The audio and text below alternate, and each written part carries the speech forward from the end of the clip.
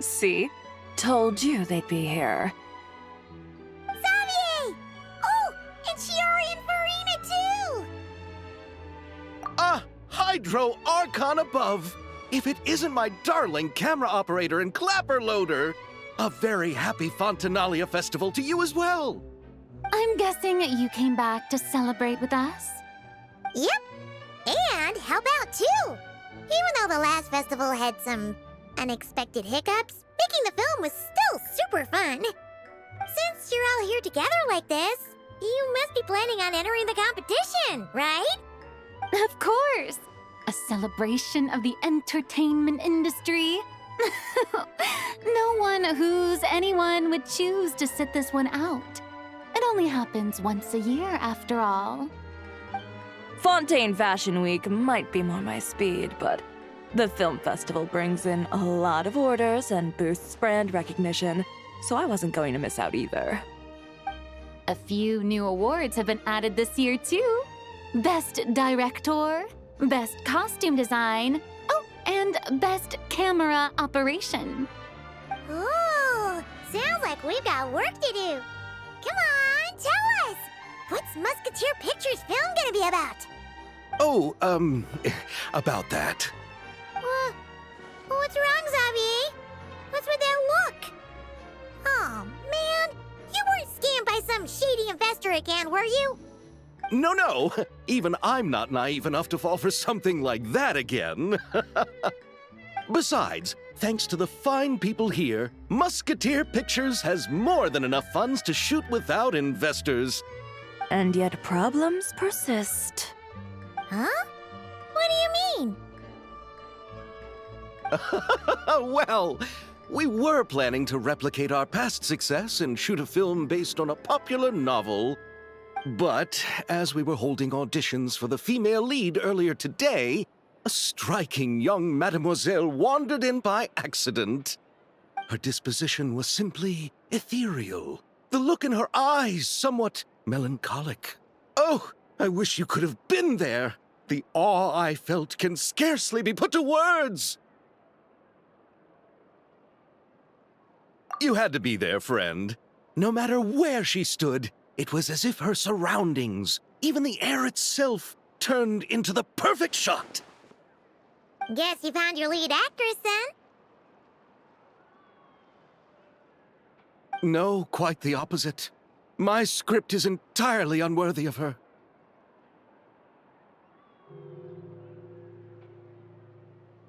I fear it is. Nevertheless, I couldn't help but approach the mademoiselle to ask about her background and what brought her to Fontaine. What did she say? Sadly, she said her best friend was gone. After returning to her own homeland not too long ago, she decided to visit where her friend was from to remember them better. Oh, no wonder she looked sad. Yes, but that's when it struck me. Why not cast her as the lead in a film centered around her search for this old friend? Huh? You're gonna rewrite the whole script? But is there even enough time? Isn't the prep work super complicated? We might not finish. Think about the difficulties we faced with the two Musketeers. We had to start from scratch back then, too. I'd say we're ahead of the game this time. Guess so, but... Don't worry, Paimon. Shiori and I have evaluated the proposal, and we support Xavier's decision. I won't really need to start on the costumes until the cast is finalized, so it's not too much extra work for me. Oh, fair mademoiselles. How can I ever thank you? Finishing the script would be a start. You know, compared to a commercial popcorn flick, I do prefer the idea of shooting a more artistic film. One that leaves a profound and lingering impact in the hearts of the audience. I agree. True trendsetters are the people who dare to go against the grain. Well, leave it to Director Farina to have a vision. Honestly, though, the artistic passion of everyone at Musketeer Pictures is inspiring. Anyway, now that we've heard so much about this lead actress, Paimon's gotta know who it is!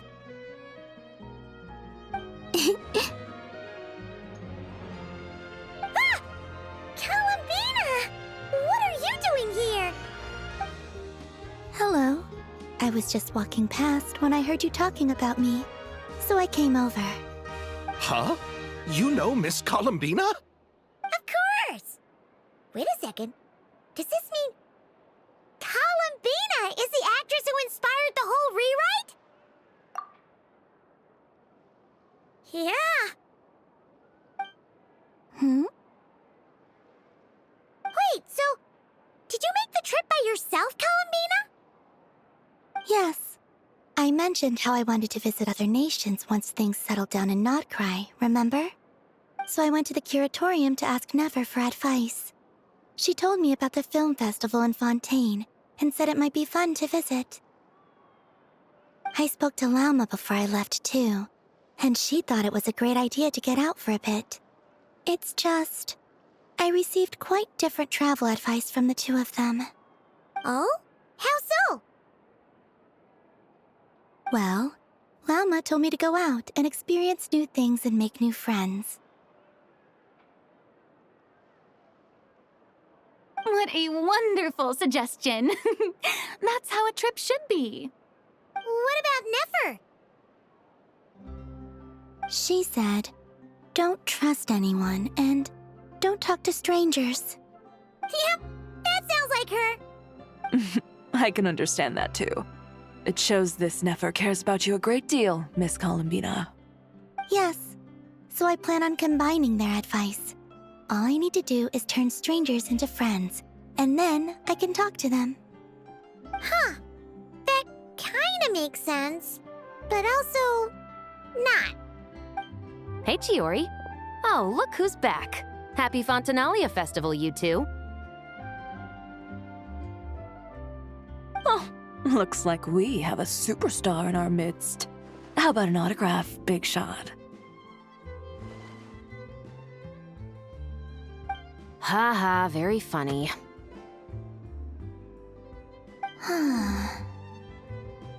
All settled then? Yep, the Duke gave his blessing, and I cleared it with the Udex. During the festival, inmates with good behavior will get a chance to spend some time on the outside. Under the stringent supervision of the Special Patrol, of course. Risley! It's been a while! Happy Fontanalia Festival! Does that mean Veronique and her brother will be at the festival? During a specific window of time, sure. Doesn't hurt to give the inmates something to look forward to. A little sun'll do them some good, I think. This is a friend from your travels, I'm guessing. Thought I heard something along those lines. Right! We should make some introductions, huh? Chevros, Risley, this is Columbina, a friend we met in Notcry. Welcome to Fontaine, Miss Columbina. I bet the weather's been quite an adjustment. Yeah.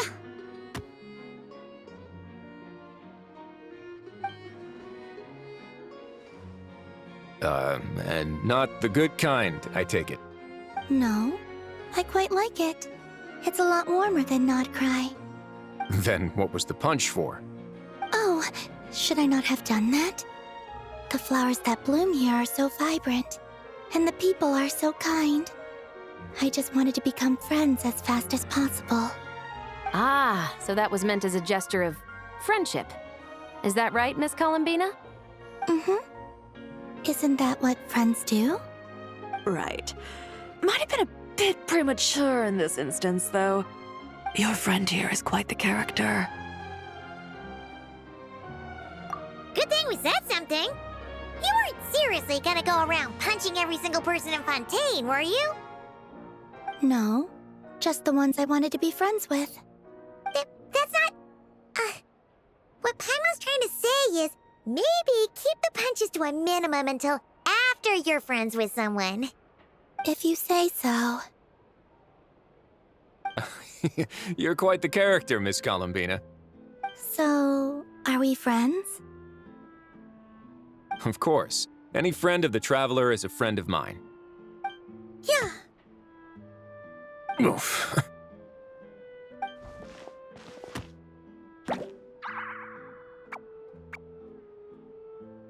When it comes to friends, you sure know how to pick 'em.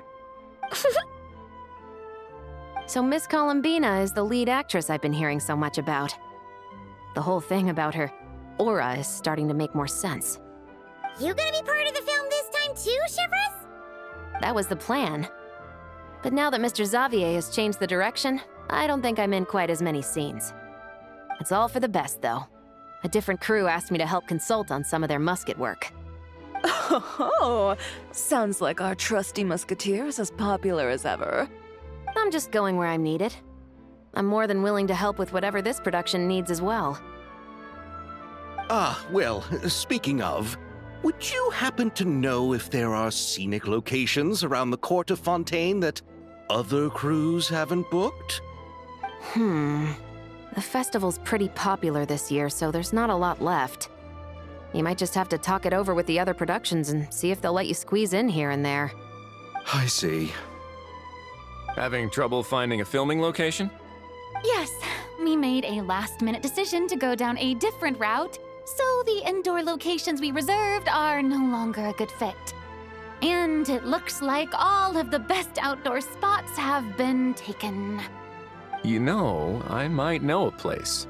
Good views, good atmosphere, and no production team has snatched it up. That sounds perfect! Where is it? You want me to reveal it just like that? Come on, let it be a surprise. As much as that sounds riveting, I think we should divide and conquer. You go do that, and Director Farina and I will take Miss Columbina around the city to discuss lighting and styling. Is that all right with you, Miss Columbina? Traveler? Yeah! Everyone here is our friend! So don't worry about a thing and just focus on enjoying your trip. Okay. All right, then the Traveler and I will go check out this potential filming location. It might even give me some inspiration for the new script. I'll leave this to the Duke then. Until later, everyone. Maybe we'll run into each other on set. Okay then. Lead the way, Risley! Paimon's not built for suspense. Let's get this show on the road! Who said anything about roads? Huh?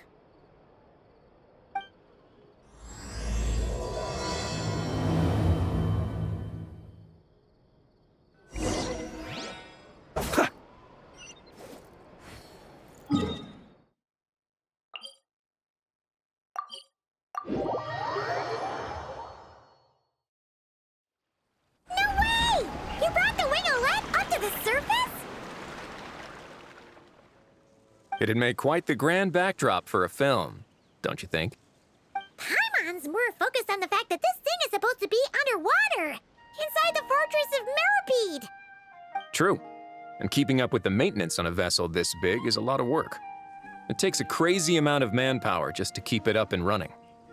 Oh, Paimon kind of thought it just sat there until you needed it.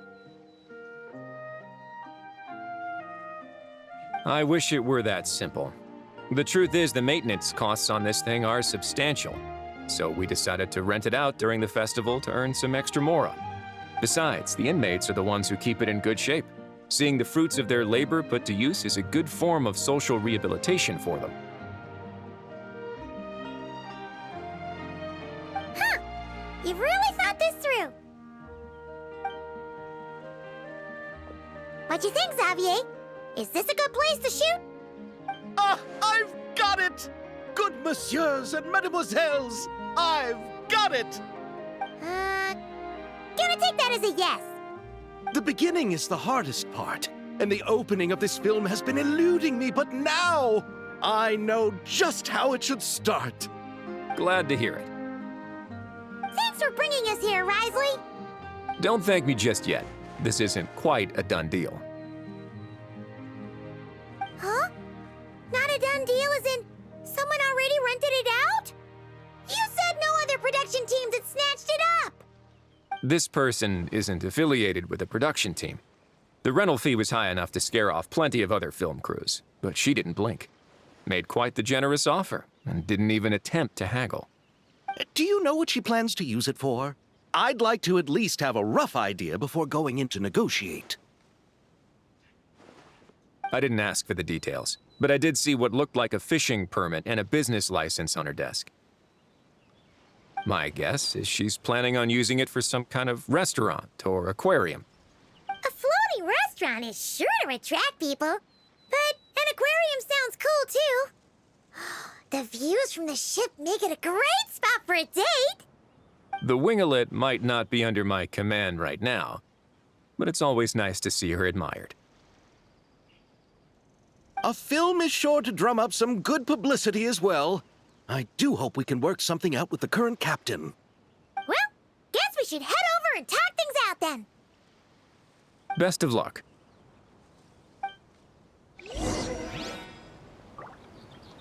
Be silent.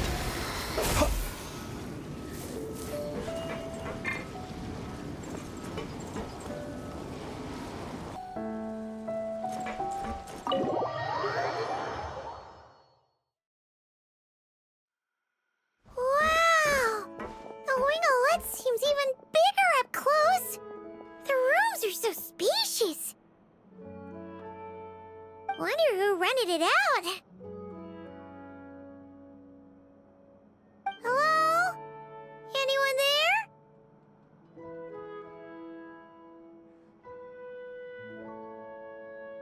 Perhaps the captain had business to attend to elsewhere. But why rent such a massive boat just to have it sit here without even leaving so much as a note? Let's try again. Anyone there? Hello?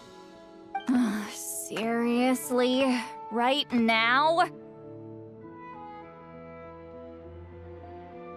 What is it gonna take to get some decent sleep around here? Is a nap too much to ask for? Sorry, the aquarium's closed for the... Huh?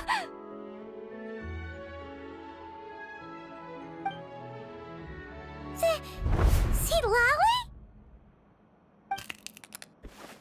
Traveler! Paimon! Hold on.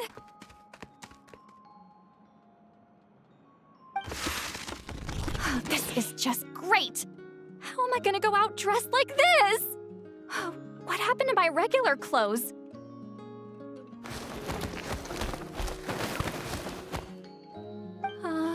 The wash! I put them in the wash after I drank too much and fell into the fountain. Oh, this can't be happening! Am I seriously gonna go out like this? Think we might have caught her at a bad time. See Lolly? I don't want to hear it. Hear what? A single word about what I'm wearing. No comments, none. Is that clear? Oh, yep. Crystal.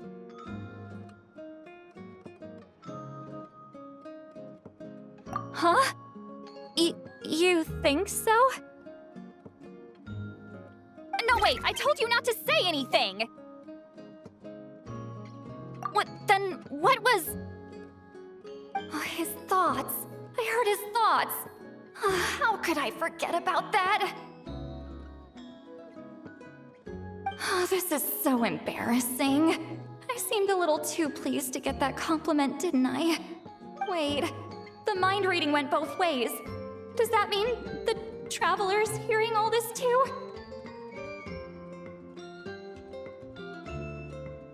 Oh, you clearly did! Huh? What did we do? Paimon's not following. Nothing. It's nothing. Let's just move on. Did you need something? You're not here alone, I see. Hello, I'm Xavier, a film director and producer from Fontaine. I meant to introduce myself sooner, I just didn't want to, interrupt. No wonder we ran into each other in Fontaine of all places. You must also be in town for the festival then. That's right. We're helping Xavier with his film. In fact, we were hoping to shoot some scenes on this boat. You're the one who rented it out, right, Seed Lolly? Me? Rent a boat? I wish I had that kind of spare cash floating around. Not to mention the spare time. Don't get the wrong idea, though. I'm not here to sail off into the sunset and live out some cushy retirement life, okay? I'm not that old. Then why you dress like... how did you end up staying aboard the Winglet? Well, I heard one of my favorite light novels was getting turned into a film, so I came to Fontaine to catch the premiere. Originally, I booked a room near the Opera Epiclese, but I'm quite particular about where I sleep these days. I think it's an age thing. And that bed? Oh, I just couldn't sleep in it. I tried to find a different hotel, but with the festival, everything was completely booked. Just as I was worried I'd have to sleep under a bridge or something, I happened to spot a help wanted sign on the side of the road. Oh, so you're here to take care of the boat? No, I was hired to man the front desk. The pay is a bit low, but food and drinks are covered. And it includes room and board during the festival. Plus, the job is simple. So I thought I'd give it a shot. Wow, they actually thought you'd be a good fit, huh? What? You don't think I'm cut out for it? All I have to do is tell people the aquarium isn't open yet. Other than that, I'm free to do whatever I want. It's a pretty sweet gig. That's all? Yeah, I was also kinda shocked. But it's not a lie. Head downstairs and see for yourselves. There's nothing but empty tanks. Not a marine animal in sight. Did your boss mention anything about being open to film crews using this space? Our production was hoping to film on the deck for a few scenes. No. That never came up. You could just ask her. Oh, she's around? What kind of person is she? We should know what we're heading into. She's nice enough, I suppose. Pretty reasonable, too. Even offered for me to move to a bigger cabin if I was too cramped. Back at the Masters of the Night Wind, I'm used to being the one giving orders. But working under her doesn't feel like being bossed around. She seems to respect what I think. Wow, she sounds like a great boss. She did tell me she'd rather not be disturbed, though. She's been working on an important project, so I'd keep it brief. Got it. Thanks for the heads up. All right, the captain's quarters are this way. I can take... Wait. But I'm wearing... whatever. I doubt she'll care. Just follow me.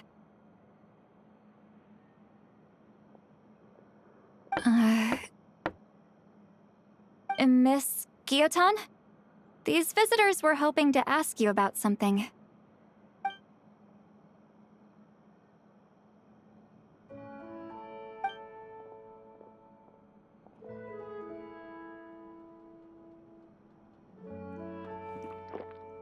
I thought I said to limit the interruptions. Just tell them the aquarium is still...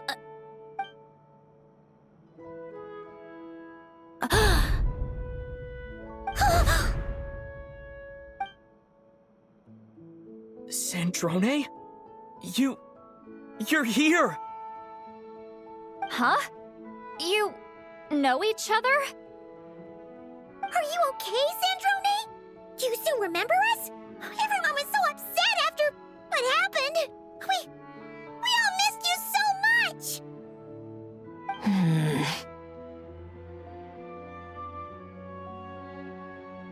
Miss Seat Lolly, why don't you escort this gentleman to the reception area for a cup of tea? I have something to discuss with these two in private. Ah, I see. Right this way, Mr. Xavier.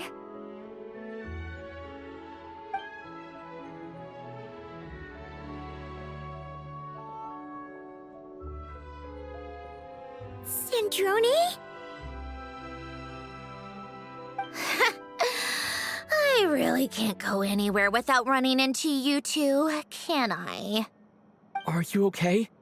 During the battle, your core... It was... Destroyed by that bastard, Dottore. That's right.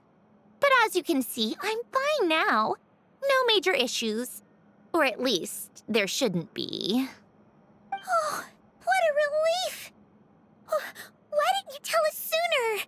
Or come back to see your friends? Now that I have the chance, I just want to say... Thank you for saving me. Huh? Don't get the wrong idea. I only saved you so we could complete that formula and defeat Dottore once and for all.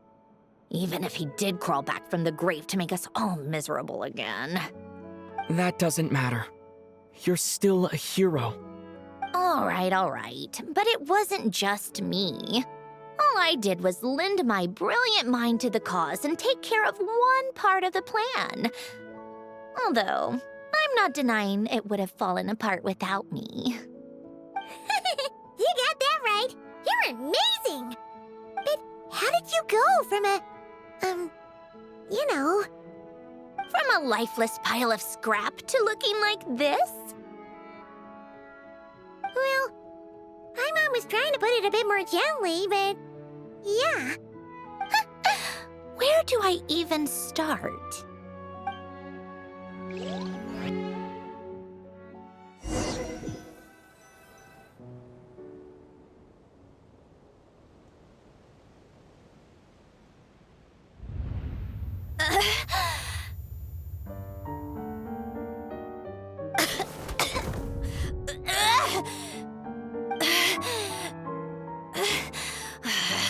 Curse it all! Where am I? Did we do it? How much time has passed? I'm not in one of that lunatic's experimental labs, am I? Wait, Fontanian decor. Books from the Research Institute. Phew. One thing at a time. Initiate self-diagnostics. Assess the extent of the damage. Cut power to compromised, non-essential components. Then reconstruct available action modules. Severe damage to the core. Dottore, you bastard. Polonia?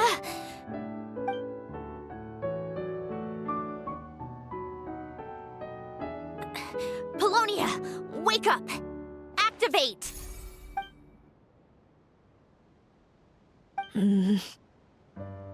You're in even worse shape than me. Internal gears and energy circuits are barely intact. Extreme damage to the core, just like me. Rebooting is off the table. Even if I could repair the damage, I don't know if... You used up all your critical energy in those final moments, didn't you? To protect the core of that guy in the hat, and the numerological array. Wait, the array. Yes! The prototype is still here. But can I even run it in this state? Whatever. I have to try. I just need to confirm one thing. Activate the numerological array. Connect the computing core to my body. Just like I thought. It needs too much computing power.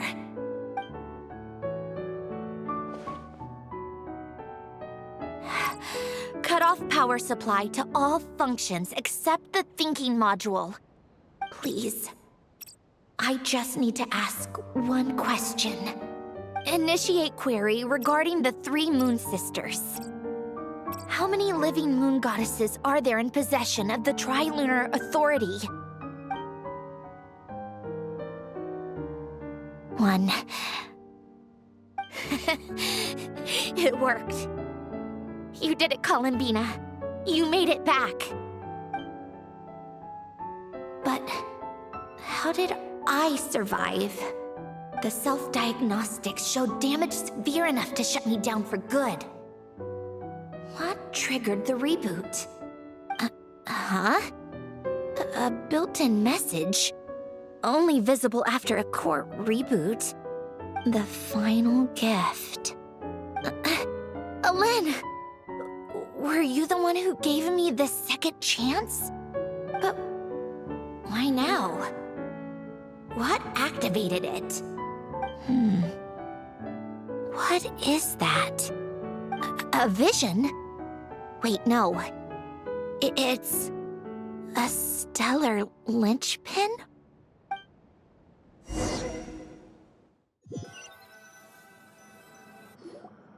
A stellar linchpin? What's that? You can think of it as a rare kind of vision. As for what causes one to manifest, well, that's still unknown. But in Snezhnaya, or in Afatui's research at least, it's believed to have some connection to the third descender. The third descender? We knew his remains were used to create the Gnosis, but this is the first we're hearing about a stellar linchpin. You knew about the remains? Right, of course. Look who I'm talking to. Yes, the Heavenly Principles used the remains of the third descender to create the 7 Gnosis as a means to consolidate the Archon system. Visions result from that same system, so extrapolating from there, it's clear that the manifestation of a vision is also, to some extent, related to the third descender. Still following? For those that wield them, visions serve as a means to channel elemental power. The same is true of stellar linchpins. The difference is that, when wielding elemental energy, stellar linchpin users often exhibit a unique kind of power that seems to come from beyond to that. It's believed that, when a stellar linchpin manifests, impurities from the remains of the third descender get fixed in place. Hence, the name. That's also believed to be the source of the strange power I just mentioned. We've heard that visions can appear when someone has a really strong wish or desire. Stellar linchpins sound kind of similar, so does that mean... Huh? Oh, don't look at me like that. I've never had any grand wishes or aspirations. Just a list of things that drive me up the wall. So if you're asking why this thing appeared, I have no clue.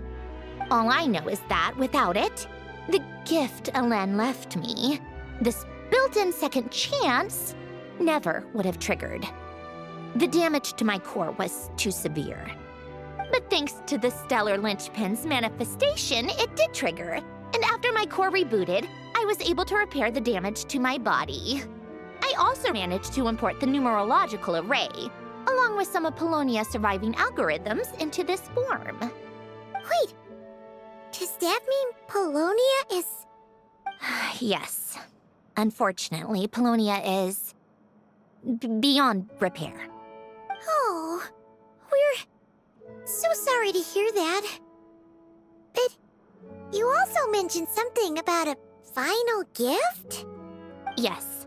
Alen often spoke to me about wishes and desires when he was alive. I suppose he thought there might come a day when I wished for something, and was willing to sacrifice my own life to fulfill it. So he left me a chance to start over. No, never. Alen once said I was his proudest masterpiece. That might sound boastful coming from me, but it's also an undeniable fact. After Alen died, I started studying how Polonia and I worked. Polonia is essentially a computational machine, so it wasn't difficult to figure out the mechanical principles there. But when it came to my own structure, that's when Alen, the Lord Artificer's true greatness, struck me once again. I attempted to imitate it when I created Catherine, but in the end, she turned out to be nothing more than a superficial replica. What? But his creation skill, Catherine, is super impressive. We were shocked when we first found out she was a puppet. No, she's nothing compared to what Alen was able to create. Some of the mechanical principles of my own core are still a complete mystery to me. Keeping that gift hidden wasn't even a challenge for him. Just a shame I had to waste it on fighting Dottore. I just couldn't stand the thought of him coming out on top. If you put it that way, the world owes me a whole lot then, doesn't it? Wait, but all this still doesn't explain what you're doing here. Risley said you rented the ship and even had some kind of fishing permit? That's because I'm trying to go back to the place Elen and I lived when he was alive. My former home, I suppose you could say. The second chance wasn't the only part of the gift. According to the message, Elen left me a few other things that are stored in the house we shared together. I'm hoping that whatever he left me can help fix certain anomalies in my rebooted core. And help me understand why I received a stellar linchpin in the first place. Okay, so go back then. What does that have to do with fishing?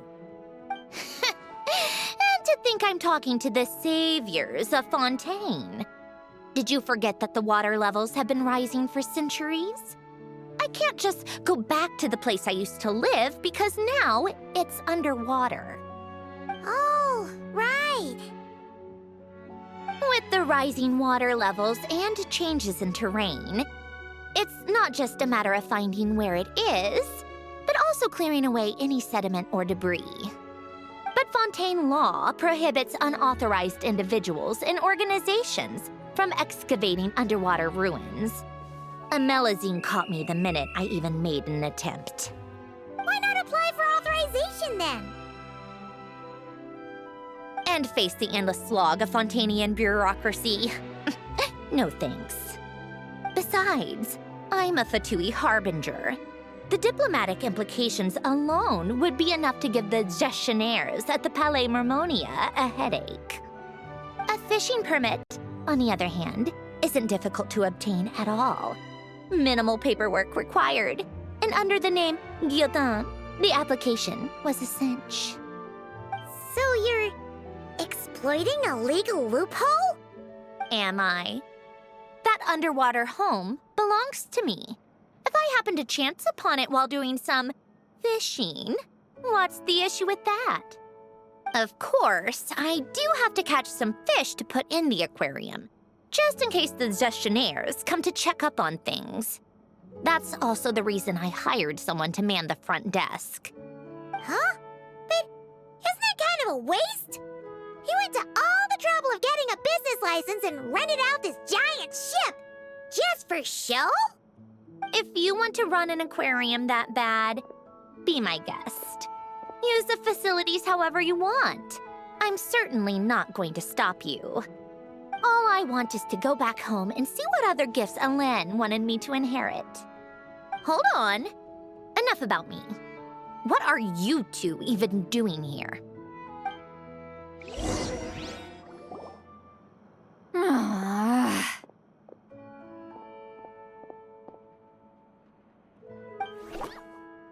Seriously? They've been in there forever. The reaction when they saw each other was strange, to say the least. They're lucky I was nice enough to leave the room and give them some space.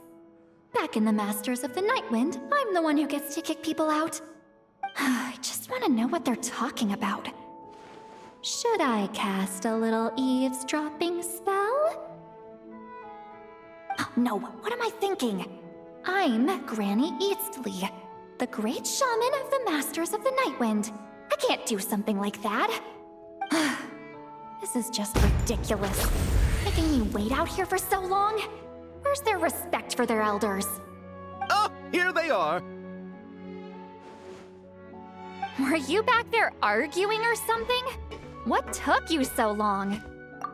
The two of you are already acquainted with Miss Guillotin, then? Oh, yep. But don't worry, we got everything sorted. Sandrone agreed to let us shoot on the ship, but it has to be when she's not here. When she's not here? That's right. You'll excuse me if I didn't exactly ask for this little reunion. I wasn't planning on seeing anyone. Like I said, my core is severely damaged.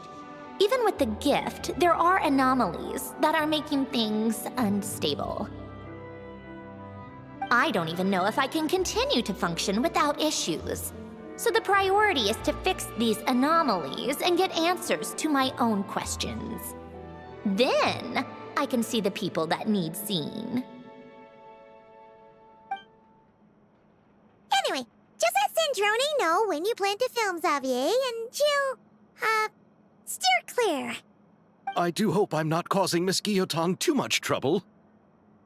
No! She just wants to keep a low profile for her own, complicated reasons. She doesn't want anyone else to know she's here. Understood. I'll be sure to keep that in mind. Oh, and see Lale? Huh?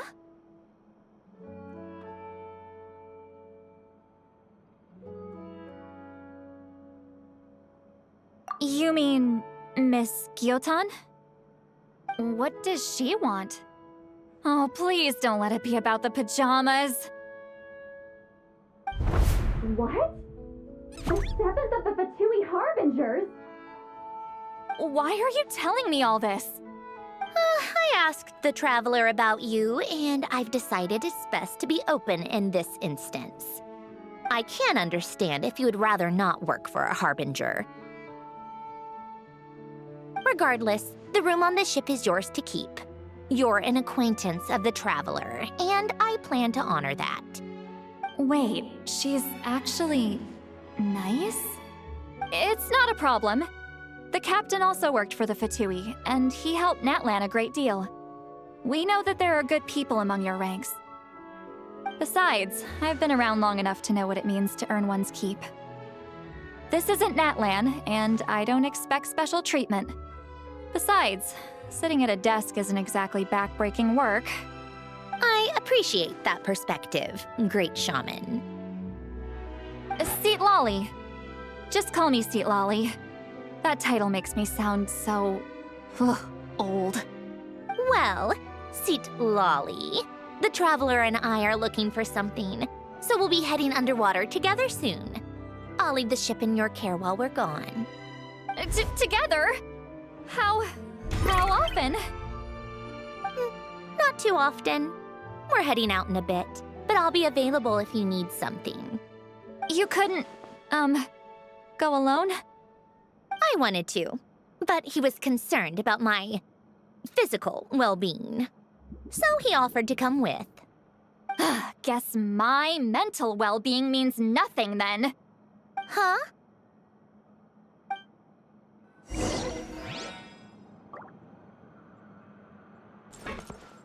Just be quick about the whole thing, okay?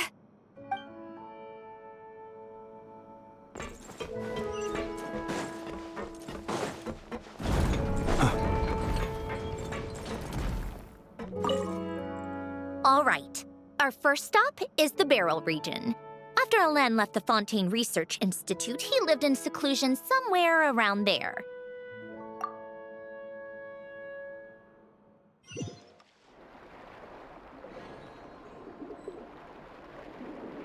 Huh.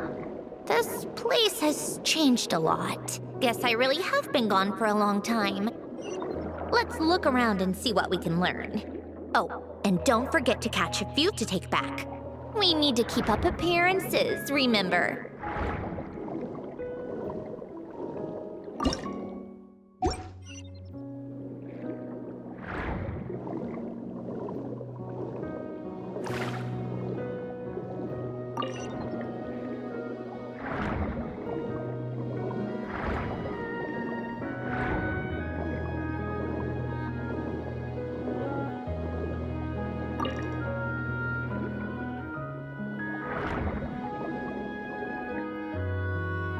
Poisson isn't too far from here, right? It's all a bit nostalgic, I guess. Back when I lived here, all this was still above water.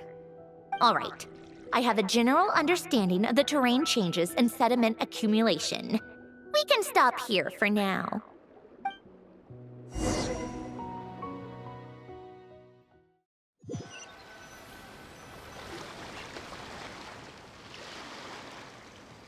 That went smoother than expected. I appreciate the help. No problem. You doing okay though, Sandrone? Seeing your home look nothing like you remember, that can't be easy. I'm fine. Times change. People change. That's the one thing you can actually count on. I made peace with that a long time ago. You should head back and put them in the aquarium tanks. We finished ahead of schedule, so your crew is probably still on the ship. I'll follow in a bit. Right. Xavier said he was gonna test out a couple of shots. I'm sure. I want to take another look around on my own. Okay then. Want us to let you know when the filming is done? No need. Columbina relies on Kuvaki to perceive her surroundings. In Nodcry, her senses are heightened because Kuvaki is everywhere. But here, as long as she doesn't activate her abilities, her range of perception should be equivalent to an average person's line of sight. I figured that out back in Snezhnaya. That's oddly specific. I have hiding from her down to a science. So, what? Things might be a bit different now that she's merged with the Moon Sisters, but I doubt there's been a drastic change. The point is, you two can head back. Don't worry about me. Okay, if you say so. Come find us on the ship if you need anything.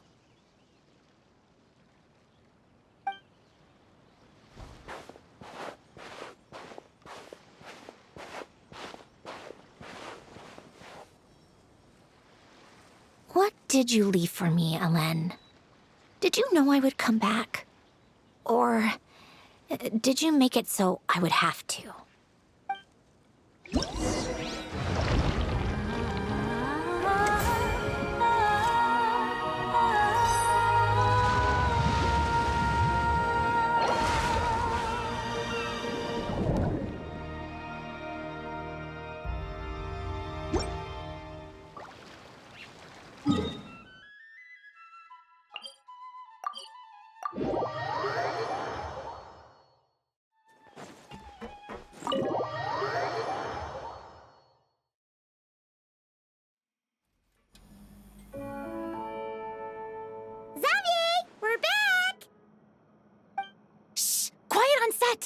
They're filming over there. Oops, sorry.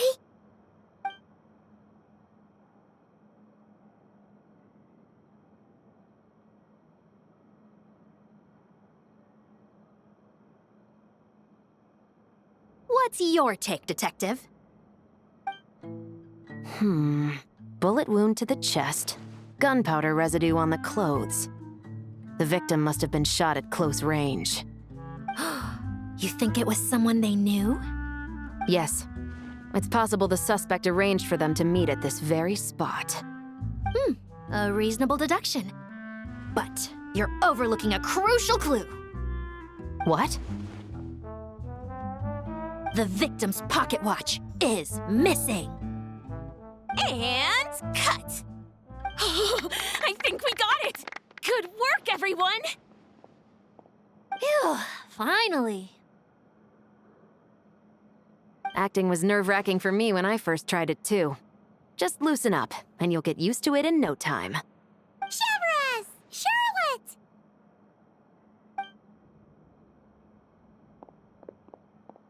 Oh, hello there, you two. You're filming here too? Oh, so Charlotte's crew must have been the one that asked you to help out, huh, Chevres? Yep. They heard about a potential filming location and wanted to come check it out. But when we got here, your crew had already beaten us to it. Luckily, Xavier and our director, Lapine Pauline, go way back. In the end, we agreed to just share each other's filming locations. Considering all the last-minute changes, that's just what Musketeer Pictures needed. For sure! Based off the scene just now, you must be the star of the film, film, Charlotte. You bet! This detective costume really suits me, don't you think? Oh, for sure. You're already right at home lurking in the shadows taking pictures of this and that. Add a notepad and you're practically method. Thanks, Miss Chiori. I appreciate the compliment.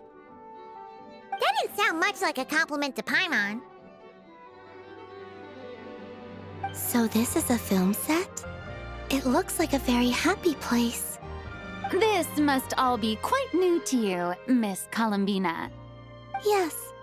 I watched a few films with a friend once, but she thought there was no point if I wouldn't open my eyes. So she stopped inviting me. Looks like I missed out on a lot. True, but being an actor seems like a tough job. Huh? Most people would swap lives with an actor in a heartbeat. The lifestyle is so glamorous, and the pay is more than generous. But they have to act out lives that aren't their own, with the whole world watching on in judgment. If they don't do it justice, it must feel like they're letting people down. That's exactly how it feels. This young lady has quite the unique perspective. Well, that's true. But these actors are here because they want to be and they think it's fun. Most of them, at least. Not to mention, the film we're shooting is based entirely on you, Miss Columbina. You just need to be true to yourself. I don't have to pretend to be someone I'm not? Not at all. Authenticity is what we're after. For example, this first scene opens with you on the boat, sailing to your friend's homeland. You just need to think about that moment in the story and picture how you would feel. Oh, okay. We're all here? Wonderful! Let's head to the deck and get shooting. Oh, and this is for you, dear Paimon, your clapperboard. Whoa! Is this the same one Paimon used for the Two Musketeers? The very same. I saved it just for you. Thanks, Xavier! Feels like being reunited with an old friend. Of course! That said, I have a different job in mind for you this time, traveler.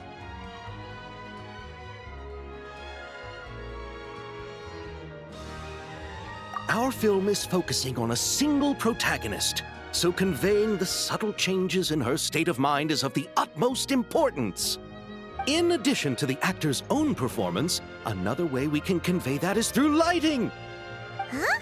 But there's already a lighting specialist, isn't there? Yes, but it's clear the Traveler and Miss Columbina share a deep bond. You might have a better chance of understanding her frame of mind in certain scenes. Oh, that makes sense. So, what do you say? Willing to take on the role of lighting specialist? It's settled! I leave the job of translating our leading lady's inner thoughts in your capable hands.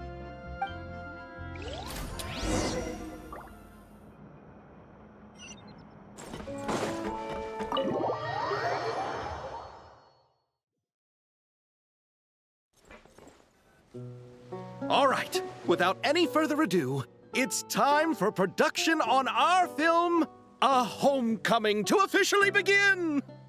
Turning it over to you once again, Director Farina. All right. Positions, everyone! Camera operator, clapper loader, get set up. Let me know when lighting is good to go.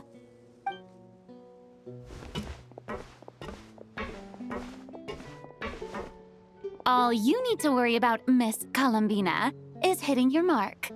Other than that, just focus on immersing yourself in the emotions of the moment.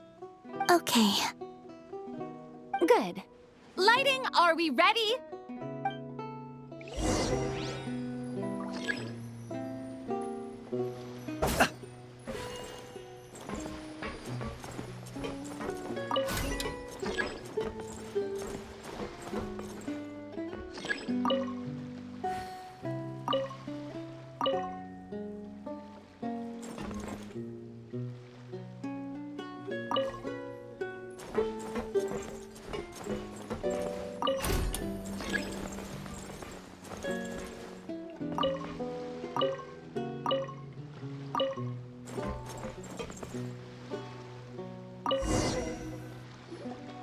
Ready.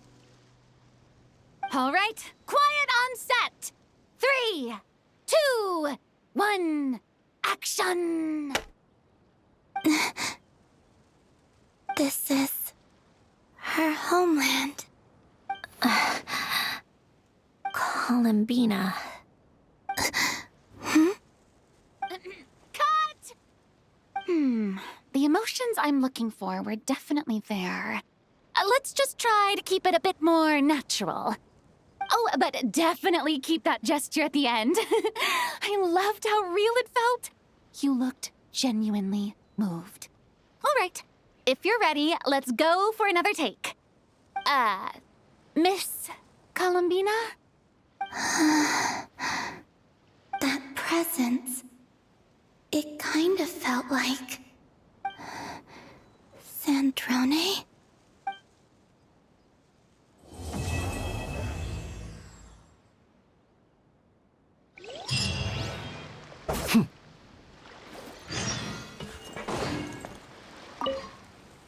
Terrific performance, Miss Columbina.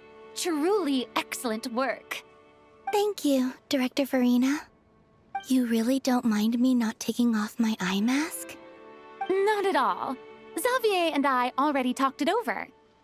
The character is based on you, so there's no need to change what you're accustomed to doing. Besides, the mask could become one of the defining traits of our film's leading lady. Just like you suggested, we'll leave the reveal to the more important moments.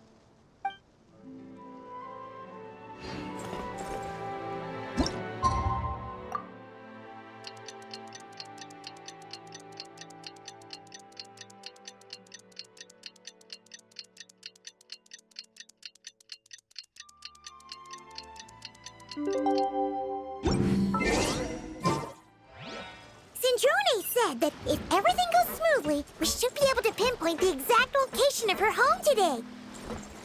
Let's head to the Wing Alert and meet up with her.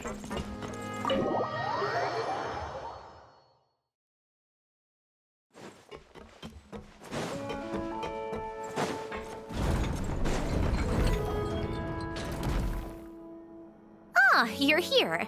We should get going then. Xavier and the others should be filming soon. How's it going? Have you managed to figure out the location of your home yet? I've narrowed down a few potential locations. We just need to take a sample from each one. Once the equipment analyzes them, we should know the exact location and where to find the entrance. Great! We should get started then.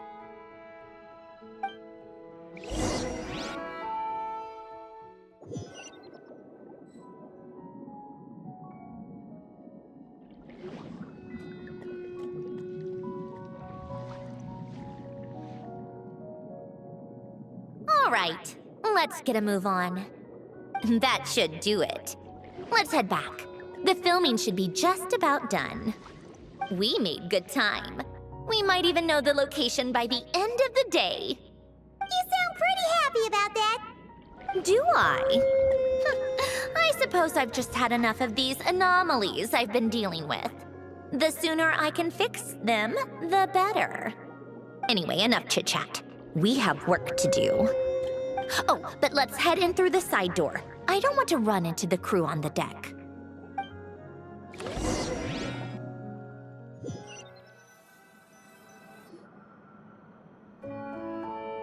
All right, now we just need to wait for the results.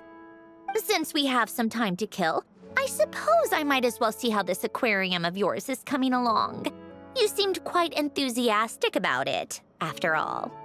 It's really coming together.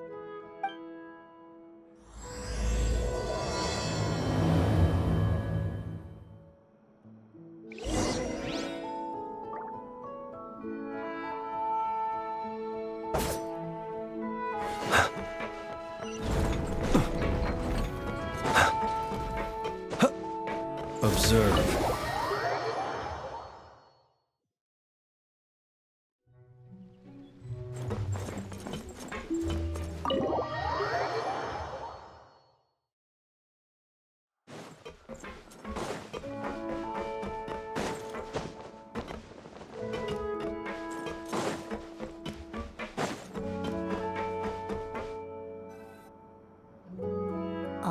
Oh, kind of impressive, actually.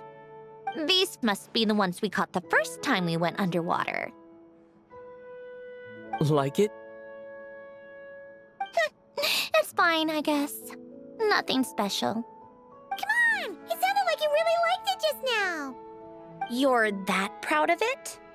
Is this a sense of accomplishment or something? Well, yeah. And it's pretty. You know it's gonna be gone soon, though, right? What do you mean?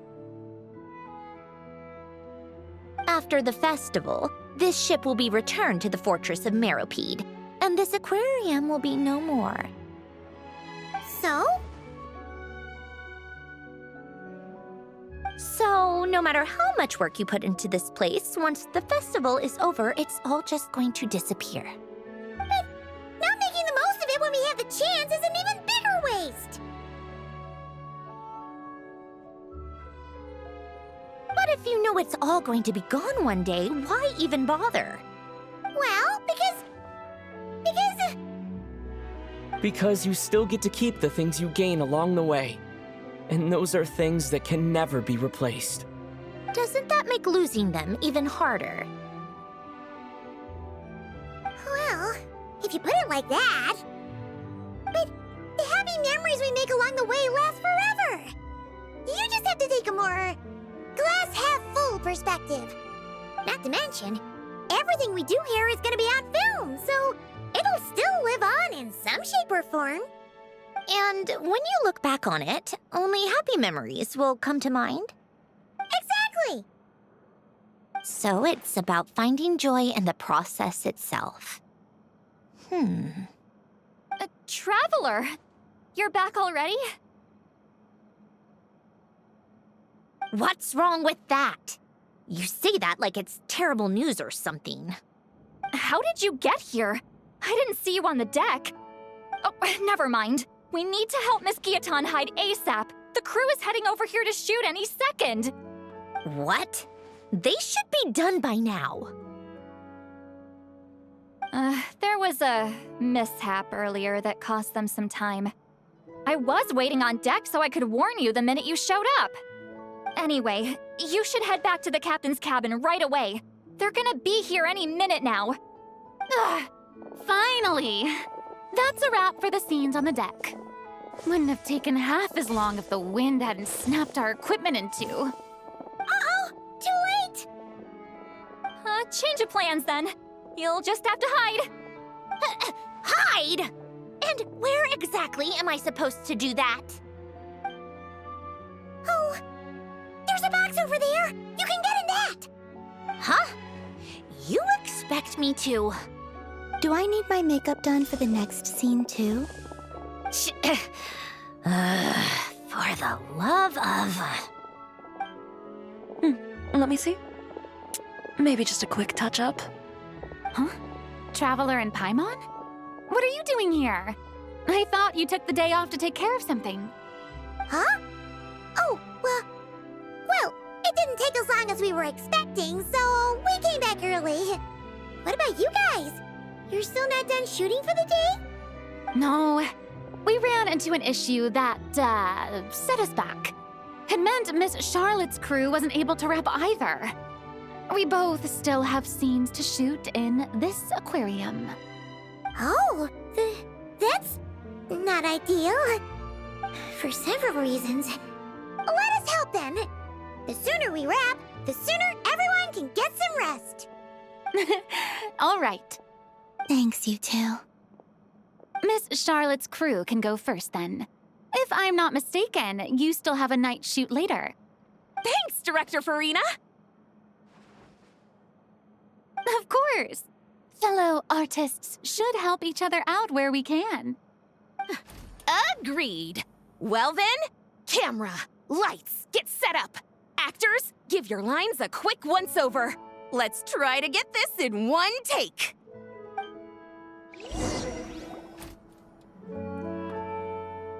All right, places, everyone!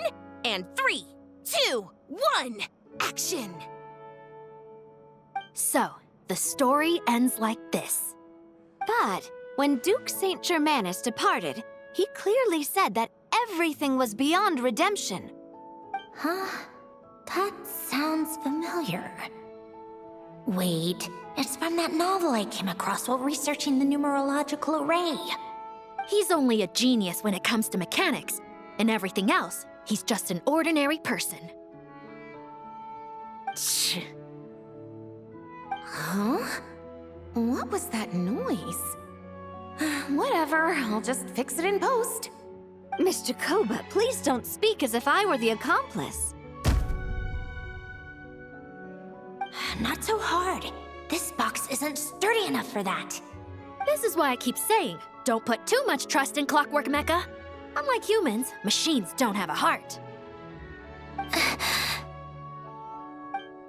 A heart? That's right. It's what's on the inside. It's also referred to as someone's soul, or likened to free will. You can think of it as a person's core, what makes them unique. In general, though, people don't believe machines are capable of having a soul. You said my emotion module was faultless. It is, but that's not quite the same thing. Do you think I have one then? A heart? I don't think so. I know so. The question is, do you recognize it within yourself? That's where you're wrong. I can't believe this. Forcing me to hide in a box and listen to this drivel. Me. In the end, clocks tick through tranquil years. Fish swim in crystalline springs. No matter how grand a dream is, it will fade away like this. Forlorn, wordless, silent. And cut. Whew, that was a long one. What did you think? If she makes them do another take, I'm going to flip a lid. And not just the one to this box. Oh, there were some weird audio things going on, but acting-wise, it was great! It's a keeper! Perfect! That means I can get out of this box. It's our turn. Camera operator, set up for the next scene.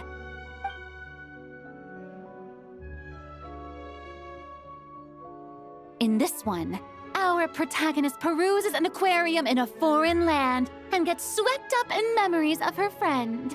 So, in terms of lighting, that's the vibe we're going for. Got that? Shoot. Paimon thought there'd be a break and Sandrone could slip away. What are we gonna do now?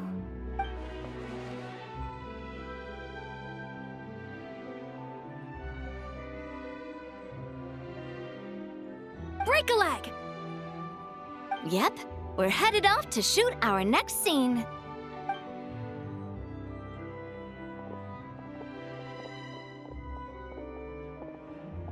All right, quiet on set. We're about to start rolling. Ready, Miss Columbina? Miss Columbina? I think she would like this.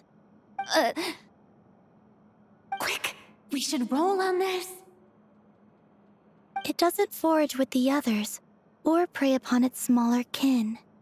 Instead, it remains where it is, cradled in the coral's quiet beauty, as though the raging cyclones above are of no consequence. And yet, she still stood before the cyclone in the end. So I think that story has it wrong. She is no different than us. She has a heart. Columbina. Hmm?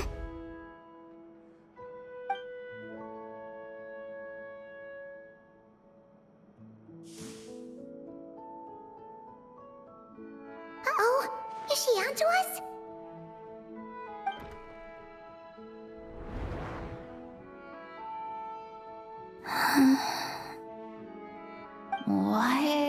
she doing? Cut! You okay, Columbina?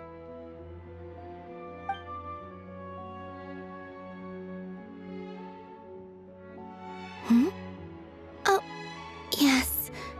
I just thought... Why don't we take a short break? It's been a long day of shooting so far. That last take was beautifully organic, though. We can use it as is. No need to go again. Thanks, Director Farina.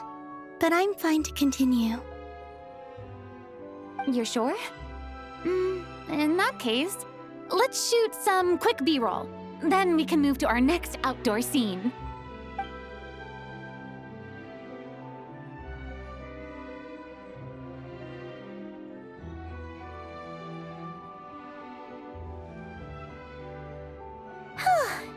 We're in the clear this time.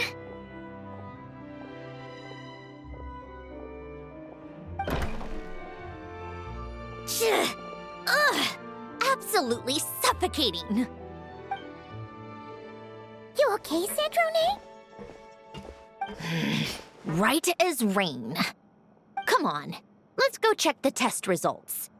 It's time for me to go home.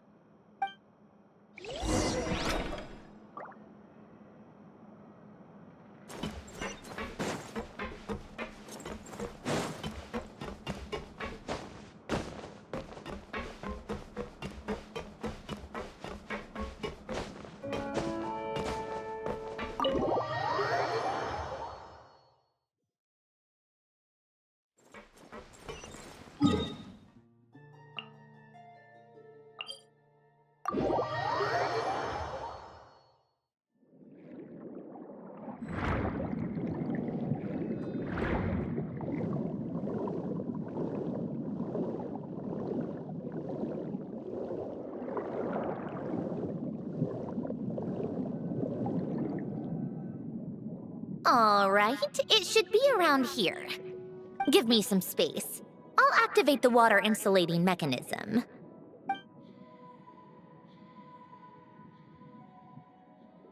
The what? Alain, much like Renee, had long predicted that the water levels in Fontaine would rise. Thanks to his expertise in mechanics, he was able to implement a few simple measures to protect our home from flooding. I told him there was no need, that I would just move when the water rose too high. But it would seem he knew a day like this would come.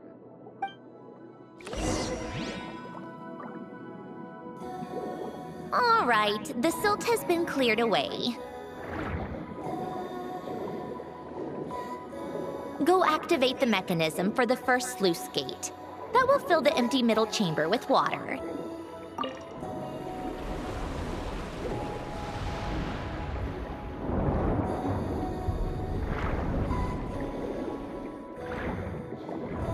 All right, now turn on the drainage mechanism in front of the second sluice gate, and this chamber will become empty once again.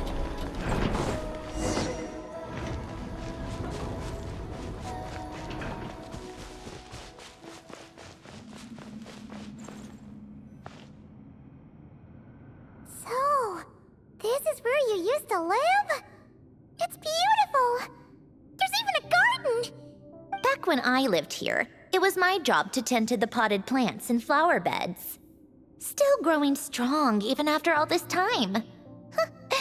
Who would have thought? If the weather was nice, I would take Alain out in his wheelchair and we would go for a walk. Before long, we started bringing Polonia along too. Come to think of it, I was the only one who could get around easily back then. Polonia always got stuck at some point, and it was up to me to launch a rescue mission.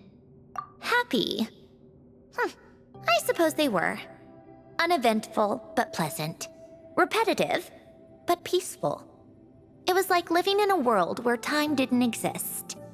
Of course, that was all just an illusion. Death still awaits all of us at the end. Oh. All right, enough standing around. Let's head inside.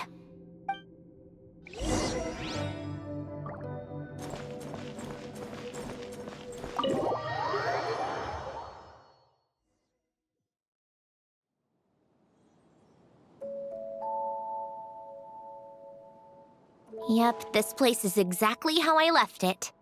Nothing has changed. What is it? Huh? How did you get... Oh, Arlecchino gave it to you, didn't she? And you... read the whole thing. Just so you know, a lot of that was written a long time ago. At that very desk, to be exact. Anyway, since you've already read it, you should just hold on to it. I can always start a new one. Well, feel free to look around. I'm going to start looking for the gift Elen mentioned. Oh, but be careful with the stuff around here. I'm not saying you can't touch anything. Just try not to choke on the dust. Coffee. Tea.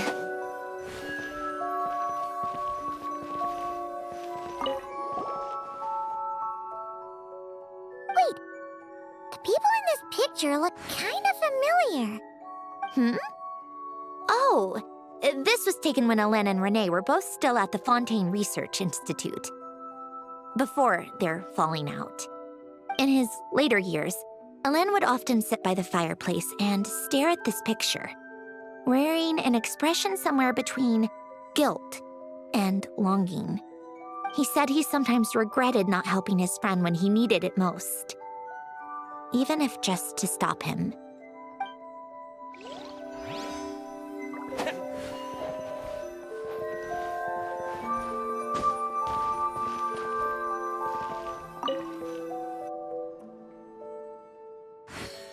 Oh, these are some of Elen's drafts from his later years.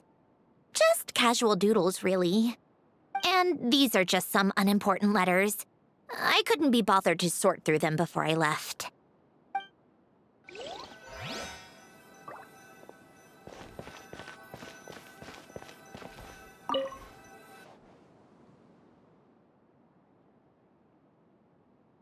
Oh, I played with these when I was little. During the first few months after I was created, I mean. At first, Elen and I would play together, but it didn't take long for me to become unbeatable. So, Polonia and I played together instead. Yeah, these don't look like Paimon's kind of games. Logic and math puzzles? Those happen to be my specialty. It's been so long. What do you say? Should we play a few rounds? Let's go with this one. The gears on the left are stacked from largest to smallest. The goal is to move them to the other side in the fewest number of moves. Just remember, you can't stack a bigger gear on top of a smaller one.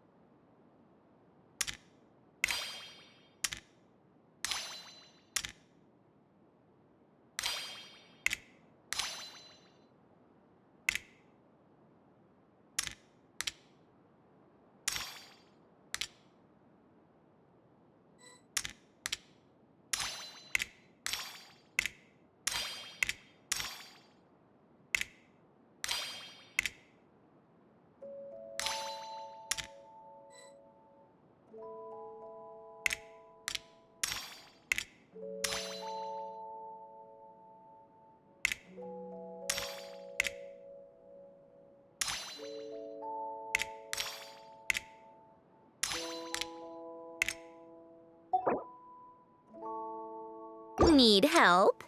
You seem stuck.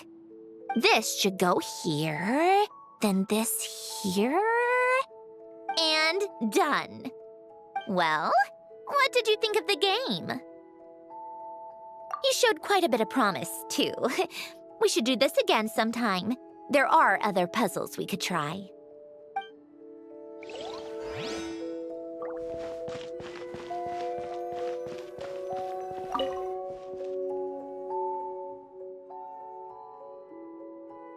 This was Elaine's workbench. Later on, of course, it became mine. It's where both Polonia and I were brought to life. Before Elaine was bedbound, this is where he would teach me about mechanics. I would sit and listen, chiming in with questions here and there. Later on, when he got too sick, I took over and would work on Polonia here. Wow! This house is filled with so many memories! It's so cozy and charming! You should have seen it in its prime, when people actually lived here. A lit fireplace, a steaming cup of coffee. That's the real deal. You know, we also used to have a mechanical piano that Elaine built. Oh, how chic! Elaine never played it much. He probably wasn't able to at that point. But I managed to teach myself. Music theory is essentially math, after all. Once you learn the patterns, it's not really that difficult. I loved perusing Elaine's collection of classical music. The chords and harmonies felt like individual mathematical puzzles. It was fascinating, so I did some composing as well. But as Elaine continued to deteriorate, even the sound of music began to grate on his nerves. So I got rid of the piano. Aww. Back then, I assumed a piano was like an ordinary clothing rack, commonplace in every home and easily replaceable. It was only after I left that I realized how hard a good piano is to find. Enough about that. Elaine's gift should be just in here. The only things undisturbed before I left were a few of his personal belongings.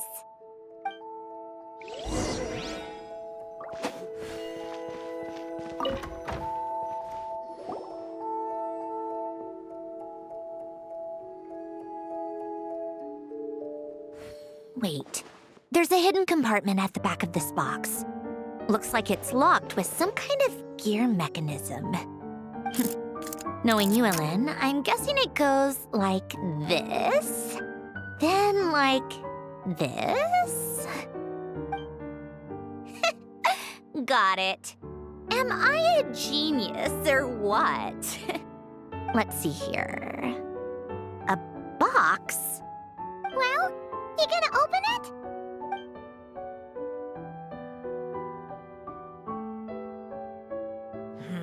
It's heavier than I was expecting.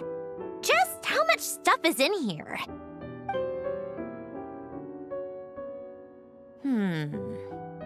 A letter? And a bunch of junk underneath it. None of it seems that important. Wait a second. This should be it. Oh, a cube? It's a multidimensional algorithmic core. Elaine would use it to store information. Only Polonia and I have access. All right, I'll start looking into the core and the letter. Feel free to go through the rest of the stuff and see if there's anything useful.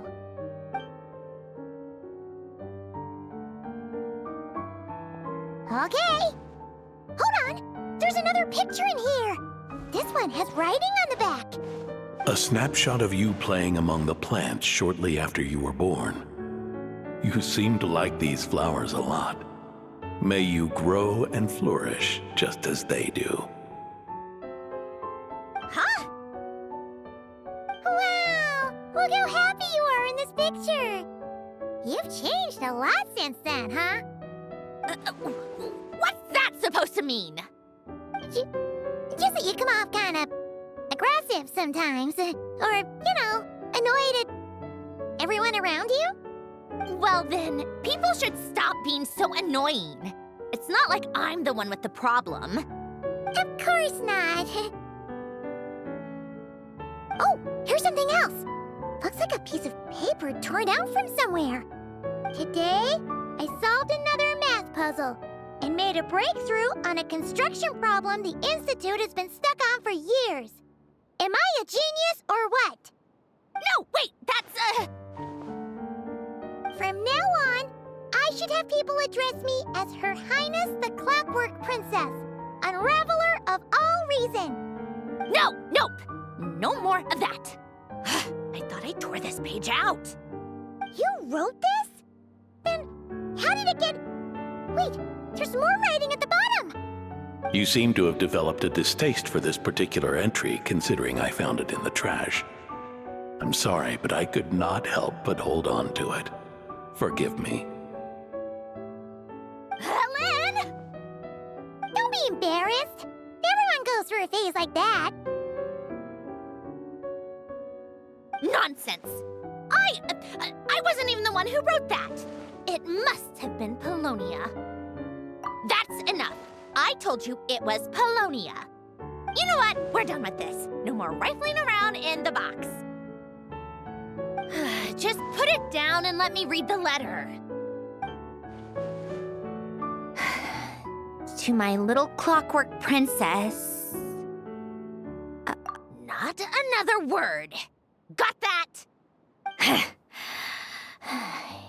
If you're reading this,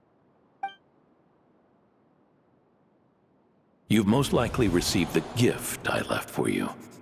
I just hope you didn't stumble across all this while cleaning out my effects or something trivial like that. I once asked if there was something you wished for. Do you remember that? I wonder if time has changed your answer. Regardless, I have another gift.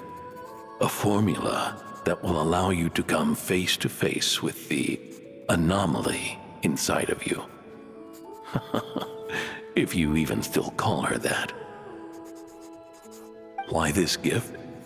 To understand that, allow me to wax poetic on the soul once again. I would ask you to stick with me until the end, but I know you will. You always have. I believe a person should be born twice over in their lifetime. First, there's the birth that grants us life. Then, the birth of the soul. It's a matter of transforming the life bestowed upon us into the life we choose for ourselves. And to do that, we must look inward. We must make a conscious choice to define the meaning of our life instead of allowing the happenstance of our existence to pass us by. This is the process of recognizing the soul that lives within us. You are my proudest masterpiece. I told you that long ago. But to me, you have never been a creation or a machine. To me, you're just like the rest of us. You have a heart. In fact, some theories think of the human brain as nothing more than a machine, and thought the product of its computations. So you see, perhaps we're not so different after all. Your inner machinery is just far more advanced than most. No matter how one looks at it, the heart is a complex thing, a place where logic and reason collide with our emotions. Your computational capacity allowed you to become sentient and develop logical reasoning.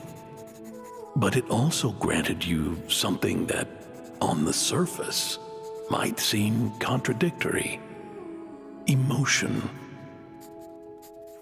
Emotions and logic often clash with each other, and those instances of discord can accumulate over time. That is the source of what you refer to as the anomalies within you.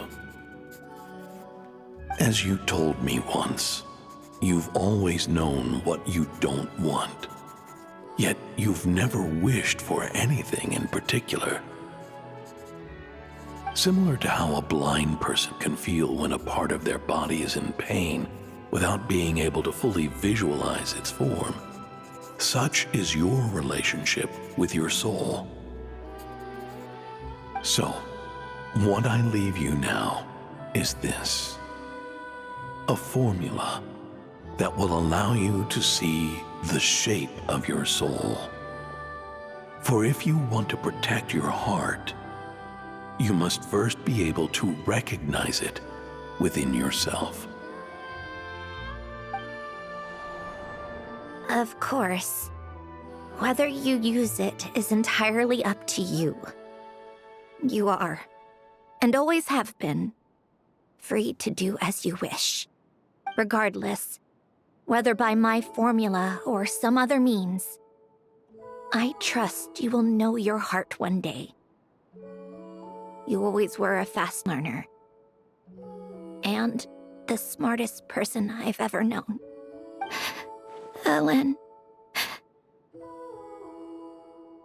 Oh. I'm fine. I've already figured out how this formula works. Let's get out of here and then we can use it. You made up your mind already? You're gonna do it? Why wouldn't I? Resolving the anomalies within my core is the reason I came here in the first place. No, I can do this on my own. But, do you want to watch? What do you mean? I already know what anomaly I need to resolve. Like Alen said, she's an amalgamation of all the times my logic algorithms have clashed with my emotions. And by resolve, you mean that literally, or...? Yes. But if you, let us in like that, wouldn't that mean letting us see a bunch of your, you know, inner thoughts and secrets? If what Alen said is true, then I'm about to be... born anew, or whatever. This is your chance to be lucky enough to witness it. Besides, you already read my whole diary. When it comes to keeping my innermost thoughts to myself, well, I think that ship has sailed. You're really sure about this? How many times do I have to say it? I finally let you in as... friends, and you want to question it. I'm not gonna offer a second time. Enough with the mushy stuff. Just follow me.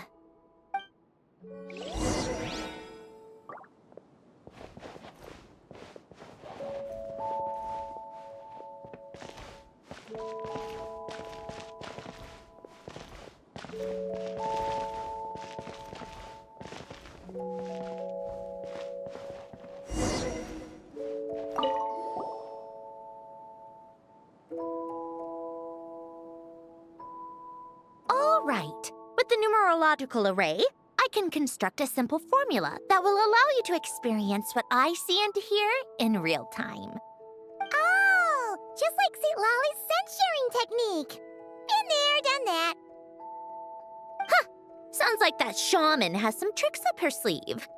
The arcane and the mathematical are both fundamental laws of this world. Being able to achieve a similar result through both isn't surprising. Anyway, let's get this show on the road. But no comments from the peanut gallery, okay? I know I offered, but I still don't want any interruptions.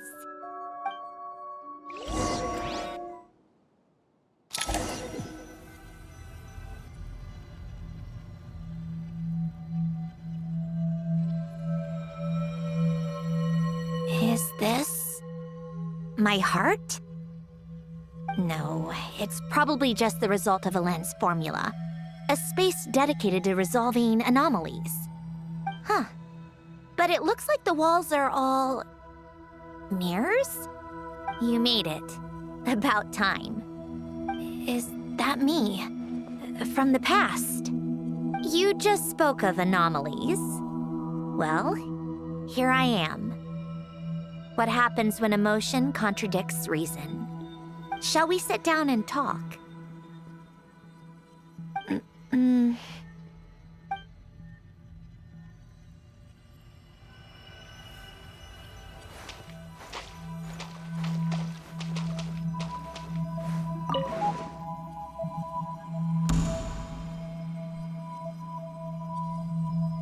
That should do it. Hello? My name is Alain Guillotin. Can you hear me? Brings back memories, doesn't it? The time we spent here. Here. I want you to have this. A notebook? You can use it to write things down. I don't need to write things down. I have unlimited memory. Even so, some things are more important than others, right? You can use it to write about the things that matter. So you wish me to carry out a basic priority sorting operation? I suppose you can think of it like that for now. But journaling is also an act of finding oneself. Much like we use wooden stakes to guide a plant to grow in a certain manner, what we choose to write down gives the soul much-needed direction. In the act of choosing what to forget and what to hold on to, we decide what kind of person we want to become. I don't understand. Like I said earlier, I don't need something like this.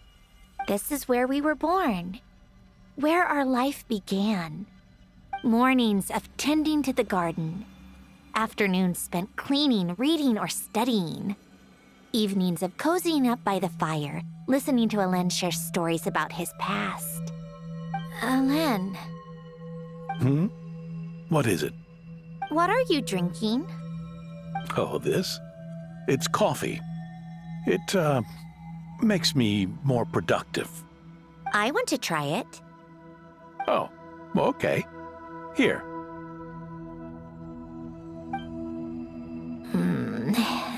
Bitter. Speaking of, why did you design me with senses? Taste, smell, touch. Well, I'm not quite sure. It just felt like the right thing to do. I suppose I hoped you might have a life of your own one day, and that you deserve to experience all life has to offer. Oh. Still bitter. But the smell is nice. I thought those peaceful days would go on forever. You know that's not possible. Maybe. But how was I supposed to know the end was just around the corner? That was just bad luck. Was it? Well, it certainly became a pattern, now didn't it?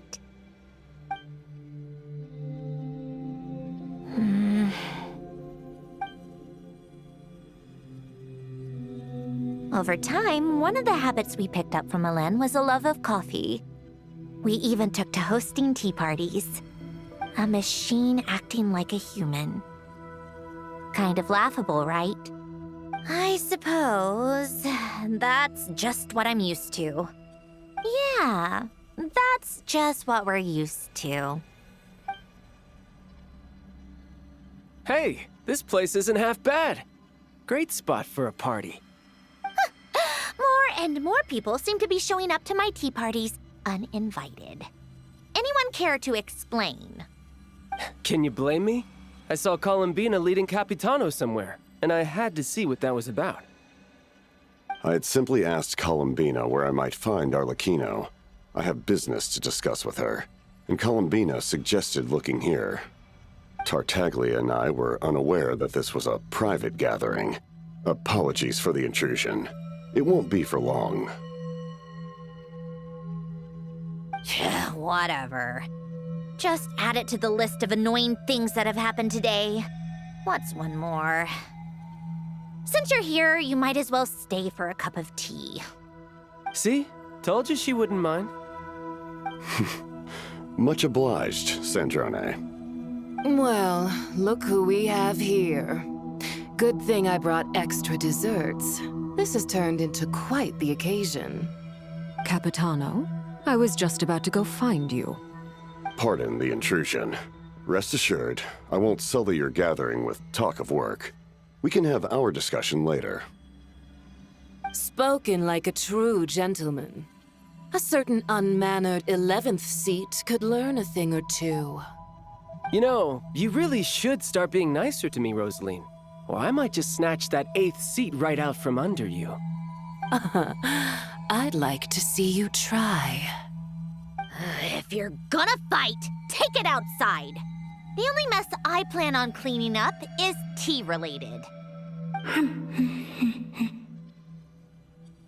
I still don't understand how our quiet afternoon turned into such a crowded gathering. One by one, people just kept barging in. And then, one by one, they left without a word. Yeah, pretty annoying, huh?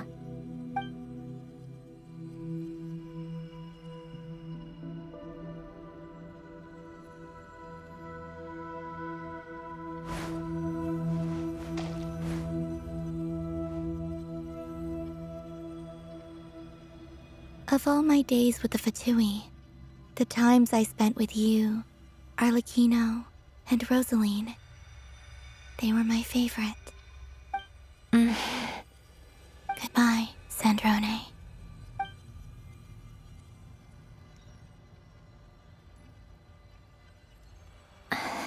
Don't go, Columbina. We should have just said that. Why didn't we? If we had, would the story have had a different ending? She couldn't stay. There was no future for her here. She would have just faded away. You're right. I suppose that's why you call me an anomaly. Every time you make a decision, there's a voice inside your heart. My voice, asking to contradict all logic and reason. Why didn't we make her stay? Is it worse to fight for something just to lose it? Or not to have fought at all? Don't you find it unfair? One by one, we keep losing the things we care about the most. But in the end, whether I want to fight for something or cry over all we've lost, you just push it down and pretend not to hear.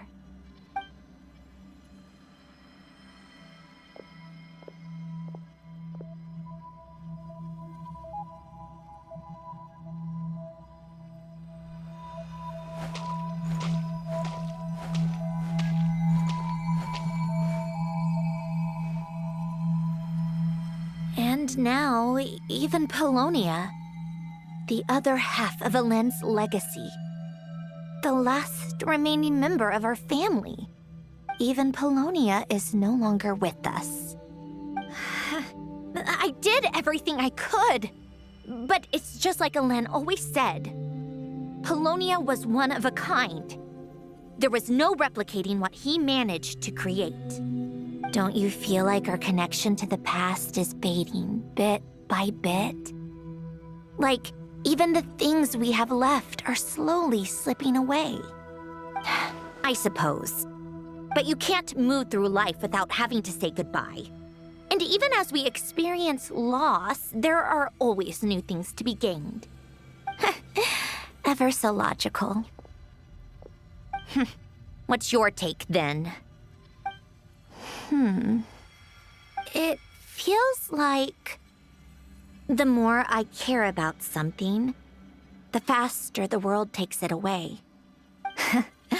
It sounds so stupid, but I can't help it. That's the hand life has dealt me time and time again. Why even fight for something that's just going to be lost in the end? Better to never have had it at all.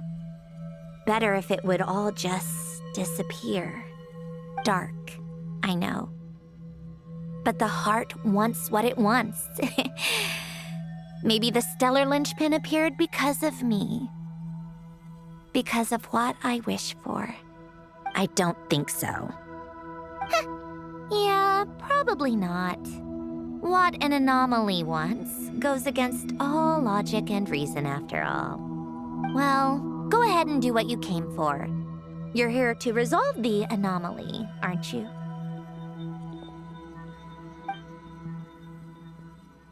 Yes. What's it gonna be?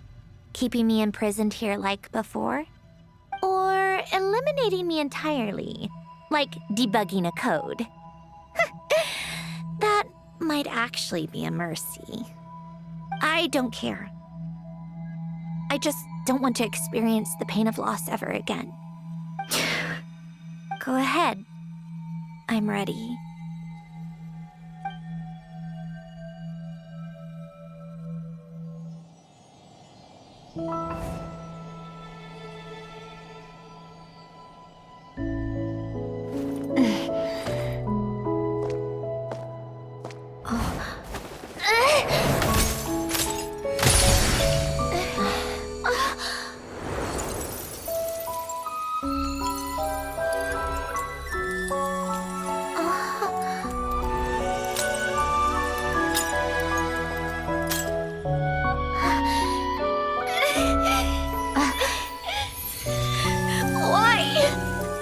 Why do we keep losing everything we care about?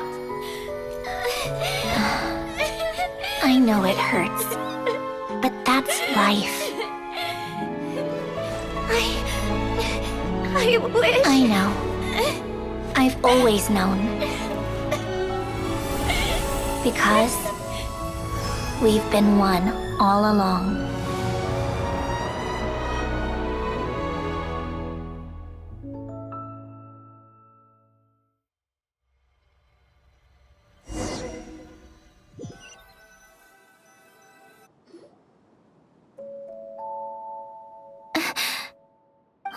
Sandrone!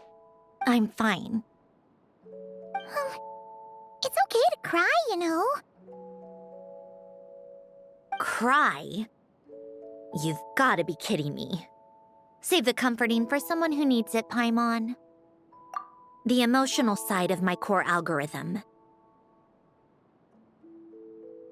My emotion module has always been fully developed and operational. Ellen tried to tell me that too. I've just chosen to ignore her voice all this time. I suppose. Huh. Come to think of it, it's kind of like the aquarium on the ship. The aquarium? The old me took one look at it and saw something I would inevitably lose. So I stopped putting in the effort. Then, one by one, the fish all swam away, and the place became even more bleak and depressing. Pretty pathetic, right? Don't say that! A lot of people would feel the same. It just shows how much you care about what you have. Now? After seeing what you've done with the aquarium, I have to admit, I think it's beautiful. It's like you said, we get to keep the things we gain along the way. And those are things that can never be replaced, because we choose to hold them in our hearts. Well said! Besides, I've already died once. I'd be stupid not to make the most of this second chance.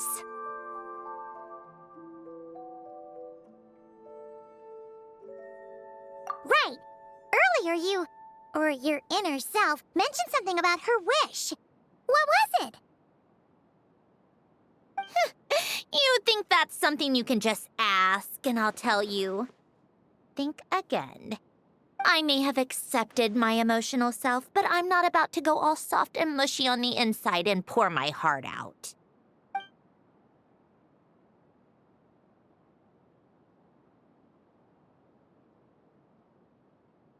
That said, taking a step in the right direction couldn't hurt. Starting with cleaning some old aquarium tanks of my own. Huh? Metaphorically speaking, I mean. Come on, let's head back to the ship. I need to talk to that shaman.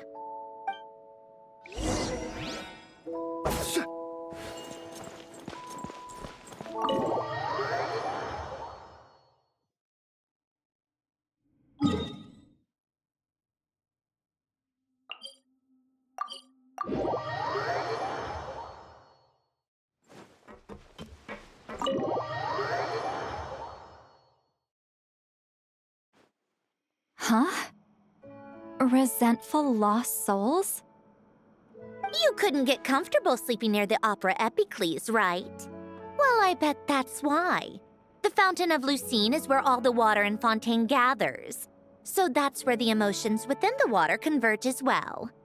Hold on. If it's souls we're dealing with, feeling uncomfortable should have been just the beginning. I should have been able to hear their voices or something. And under normal circumstances, I'm sure someone of your talents would have. The problem is, these souls are no longer complete. Remind me how they ended up like that again? You mentioned something about them being split apart? Yes, it's called soul severing. Renee of the Nartsitzenkreuz Ordo came up with it. After learning of Fontaine's impending doom, Renee thought if he could find a means for the soul to live on in perpetuity, it might ensure the world's salvation. Soul severing was the first step of his research. Unfortunately, his theory of the four orthants was imperfect at the time, and a failure along the way caused his physical form to dissipate. Jakob, another member of the Nartsitzenkreuz Ordo, sought to carry on Renee's legacy and restore his physical form. He even used some of the people who stood in his way as test subjects for his research. By severing their souls? Yes. After Renee successfully awakened, the two continued their research, and all the severed souls ended up merging into Renee's consciousness. After you saved Fontaine by turning Fontainians into true humans, these souls returned to the ley lines. But the souls severed before Renee awakened had nowhere to go, doomed to forever wander the waters of Fontaine as listless spirits. Almost as if they exist outside the bounds of this world. Unrecognized by the ley lines or fate. No wonder I couldn't sense them.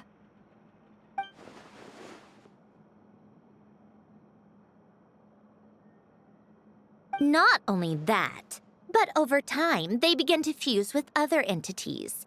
Their inner resentment lured in all sorts of evil beings, which corrupted and defiled them into nothing more than accumulations of filth. But the full transformation must have been recent. Otherwise, the Udex surely would have noticed. Wait, no, he must know already. That would explain the underwater Melazine patrols. No wonder I kept running into officers from the Mara Chaussee Phantom earlier. In that case, let's go find Nervalette and we can sort it out together. No, not just yet. Why not? For one, the diplomatic castle alone would be a nightmare. Even though I haven't reported back to Snezhnaya yet, I'm not planning to leave the Fatui anytime soon. Besides, with me here, success is a done deal. Involving other people would just complicate things. All I need is for Miss Lolly to help pinpoint the location of this monstrosity. Think you can do it? With my eyes closed. This is what I do. I'm a lot better at it than manning a desk, at least. But, how exactly do you plan on resolving this soul stuff? Even to me, there's no obvious answer. Seems pretty complicated, all things considered. Just trust me. I have the perfect solution. Oh, all right. If you're that confident, we'll follow your lead. Why the sudden interest in helping Fontaine with this, Sandrone? You never knew Renee and the others, right? No, I didn't. And you're right. This problem has nothing to do with me. I wouldn't get within 10 feet of the Nartsitzenkreuz Ordo or its members. But in his later years, Elen told me he regretted not helping his best friend when he needed it the most. He also felt sorry towards Marianne for being too lost in his mechanical research to look after her properly. If he were still with us, I think he'd do the same. He might have a few choice words to say about it, but even after everything, he wouldn't leave his friend's mess for someone else to clean up. Friends shouldn't hold grudges or leave behind regrets. Fixing what happened between him and Renee was one of his greatest wishes. All I'm doing is fulfilling it in his stead. You know, you really do seem a little different now. You mean everything that just happened wasn't for nothing? Why, thank you for pointing out the obvious, Paimon. Just washing off the grime of the past. Turns out, a lot can build up after being ignored for so long. What's this about aquarium tanks all of a sudden? They go off on some grand adventure and what? Now they have their own private code? Stupid. All right then, Lolly. Tracking this thing down is up to you. Huh? Oh, right. No problem. You got this, Granny Eatsley! You! Come with me to Hotel de Boer for a drink. Right now. Why? Because I said so! Miss Guillotin, I'll report back on the location tomorrow morning. Just need a drink or two first to bolster me up. Well, don't let me keep you. All right, you. Time to go. I've got scores that need settling. Huh?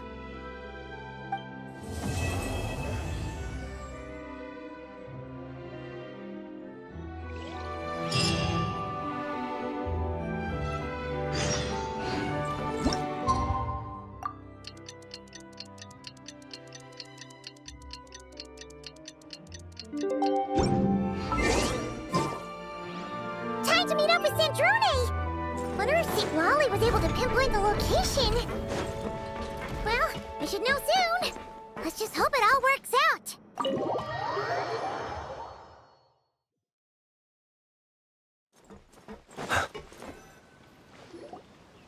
St. Lolly sure drank a lot last night, huh?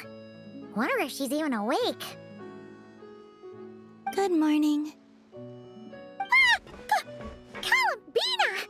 Oh, you sure know how to make an entrance. What are you doing here? We just finished filming a last-minute scene, so I came up to get some fresh air. The others are still down below discussing what the final scene should be. You mean, how it should end? Yes, they're torn between whether the heroine should reunite with her old friend or not. Ah, because the whole point is that she came to her friend's homeland to search for her, right? Oh, Paimon almost forgot the plot! Yes. Director Farina and Miss Chiori think a tragic ending where the two never meet would be more poignant. But Director Xavier thinks having the two reunite would make for a more touching and heartwarming ending. Me? I'm not sure. On a personal level, of course I want to see her again. Of course I want to experience that moment where we reunite. Even if it's just for the cameras. But that means an actor would have to take her place. And that makes me feel... Oh. Huh? Yeah, no one's so worried. Making a film is supposed to be fun. Besides, it's all gonna work out. You can trust Paimon on that. Work out? How? Well, you know. Yep, exactly. Okay, I trust you. I'll just focus on having fun for now. Well, well, look who we have here. Traveler and Paimon. Oh, the lighting specialist and clapper loader that never were. Yeah. We kinda went AWOL, didn't we? Sorry about that. Seriously, don't worry about it. Everything's going smoothly on our end, so just do what you need to do. You seem to be in better spirits now, Miss Columbina. I apologize if our earlier discussion put you on the spot. It's okay. I'm fine now. The Traveler and Paimon talked me through it. So, what are your thoughts on the ending then? Should we have them reunite or not? We should tie everything up in bows. Huh?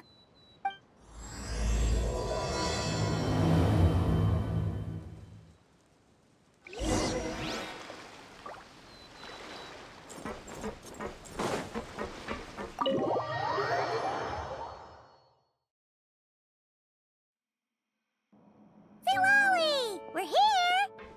Oh, right on time. Well, yeah. We weren't the ones who drank our weight in alcohol yesterday. What? Are you suggesting Granny can't handle her liquor? It takes a lot more than that to get me drunk. Really? 'Cause, you stopped making sense after a while. Did I? Huh. News to me. I didn't say anything too crazy, I hope. Let's see. You spent half an hour bad-mouthing Auroron, half an hour complaining about work, an hour talking about light novels, and, Paimon kind of fell asleep after that. Are they gone? Oh, the crew? Yeah, we bumped into them on the deck, but they just left. Wait, but now that everything with your core is sorted out, what's stopping you from seeing Columbina? She misses you a lot. I just want to deal with this mess first. Besides, this is a perfect chance to make her jump for once. I have to plan it out more. But enough about that. Were you able to pinpoint the location of our target? Of course! When Granny Eatsley promises something, she delivers. Great, let's see. Morte region. Wait, this is the Tower of Gestalt. The place the souls were severed. Is that the source of the resentment? Or is it the Narzissen-Kreuz Ordo in general? Let me come with. This thing's movement isn't fixed. If it's not at this location when we get there, I can use a ritual to summon it. You've already gone to more than enough trouble. I don't mind. These old bones have nothing better to do anyway. Summoning a spirit isn't going to do me in. Besides, if I don't go, they'll just have more inside jokes I can't join in on. All right then. I appreciate it. There's no time to lose. Let's head out!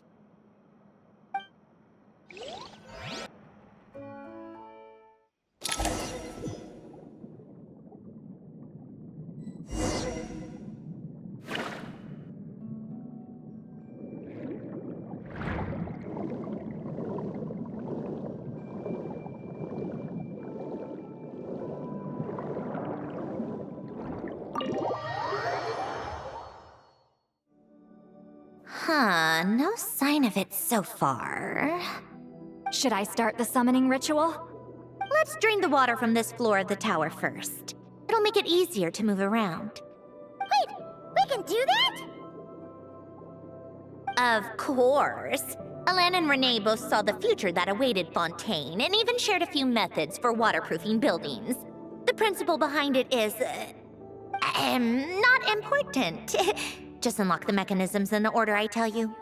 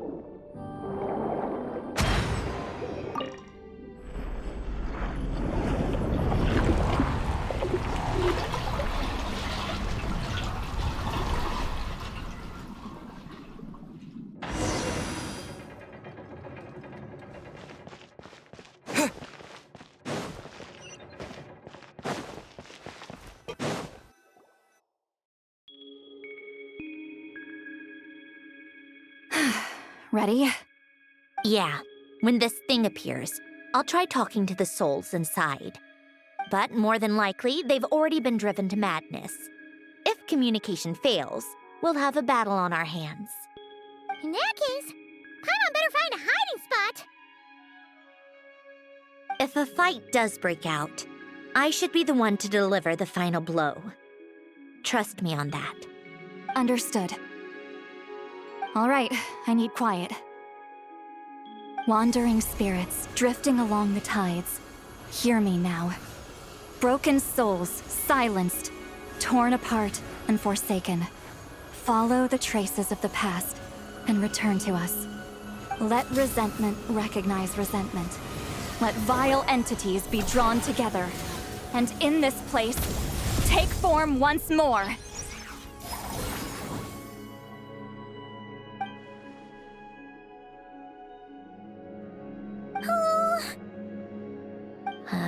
What now? Is that it? This is exactly why I deal in math, not magic. How are we supposed to know what stage the spell is at? It's like there's no logic to speak of. Mechanical science is so much easier to...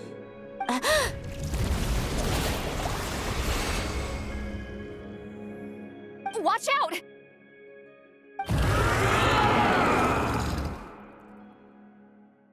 Hey, you! Or whoever's inside of you. I need you to listen to me. I'm a descendant of Fontaine's Lord Artificer, Hélène Guillotin. I can make you whole again and return you to the ley lines. You just need to work with me here.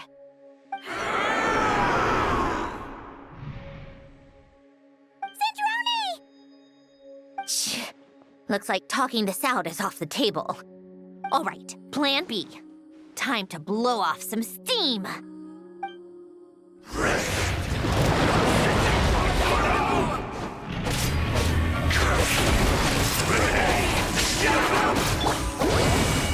You're cursing out the wrong person! I didn't even know them!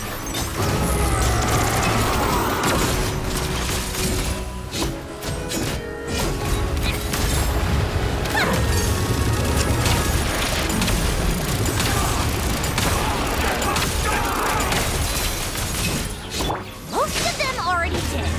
But you still have a chance to return to the ley lines and reunite with your family. Just work with me here!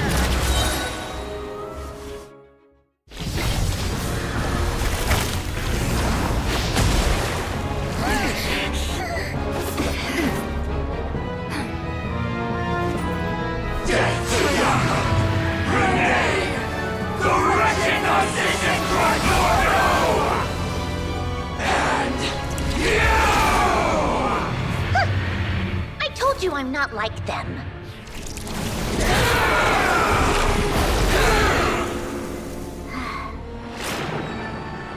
I'm stronger.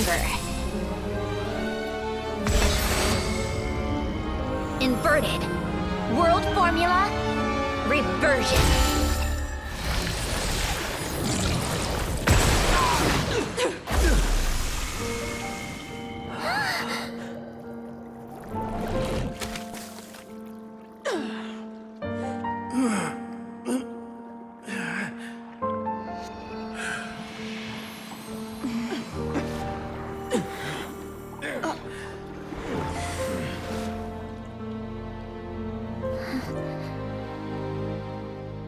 Be at peace among the tides. Lost souls.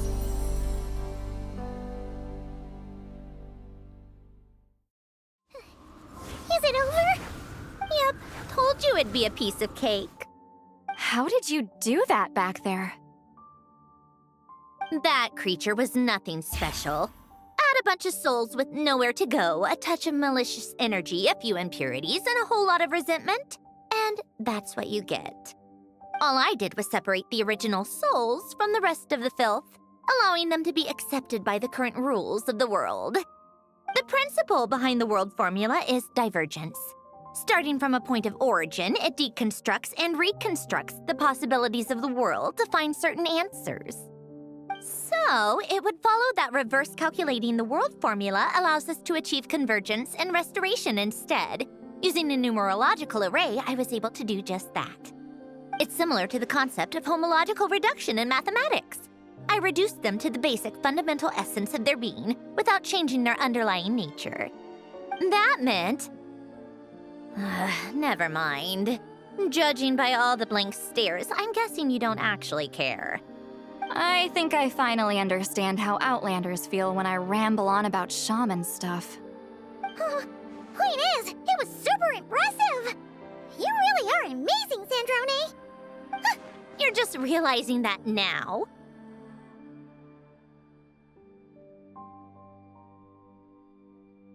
Ahem. Enough about that. We should get going. I'll go reset the mechanisms inside the tower. See you back on land.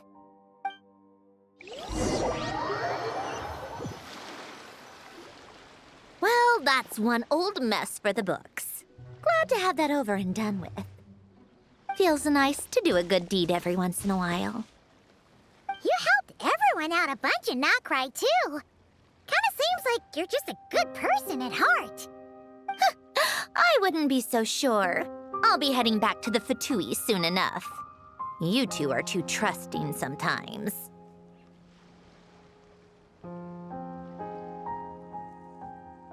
Fine. Just don't say I didn't warn you when it comes back to bite you. Well, where to next? Back to the ship? Yeah, your personal business, the Narcitsan thing, it's all resolved. That means you can see the people that need seeing now, right, Sandrone? Everyone's gonna be so happy you're back! You wouldn't catch me dead admitting to this before, but... yeah, I really have missed everyone. Columbina's a special case, though. This time, I'm definitely getting her back for all her annoying antics over the years.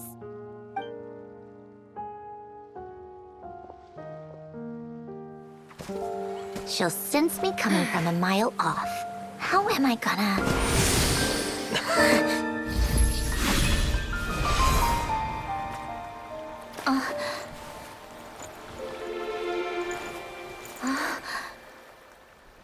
Sandrone? Is it really you? You're back? You didn't tell me. You avoided me. Why?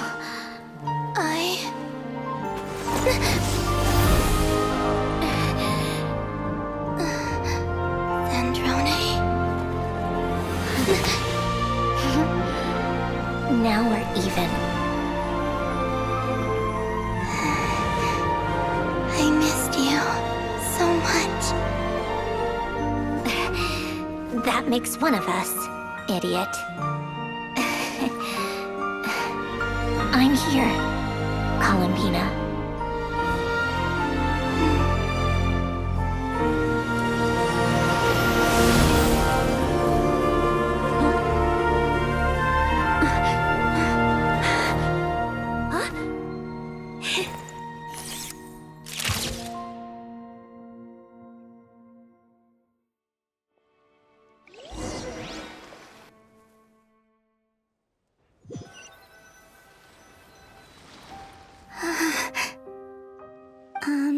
Sandrone.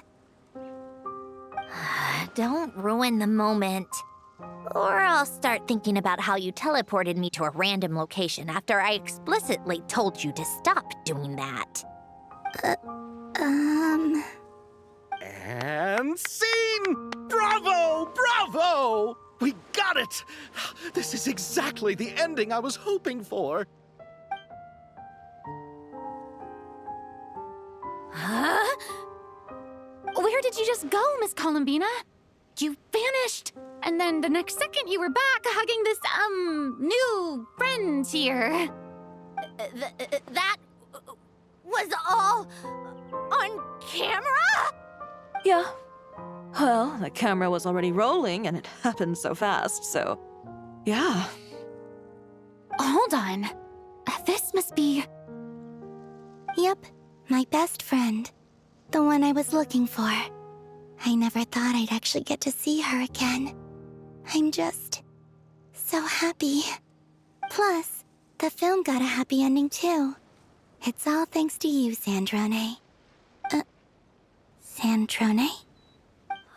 You couldn't stop being annoying for 1 second! Columbina!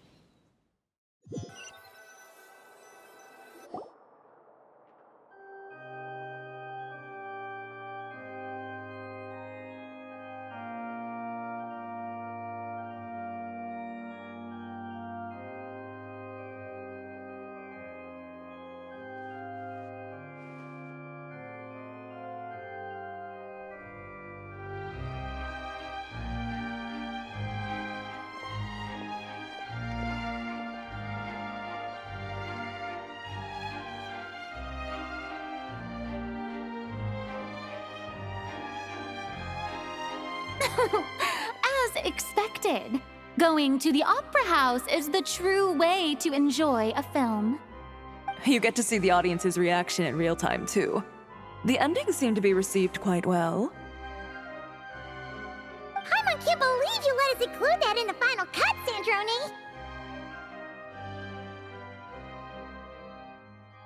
You even agreed to help us reshoot a couple of shots. Thanks a million.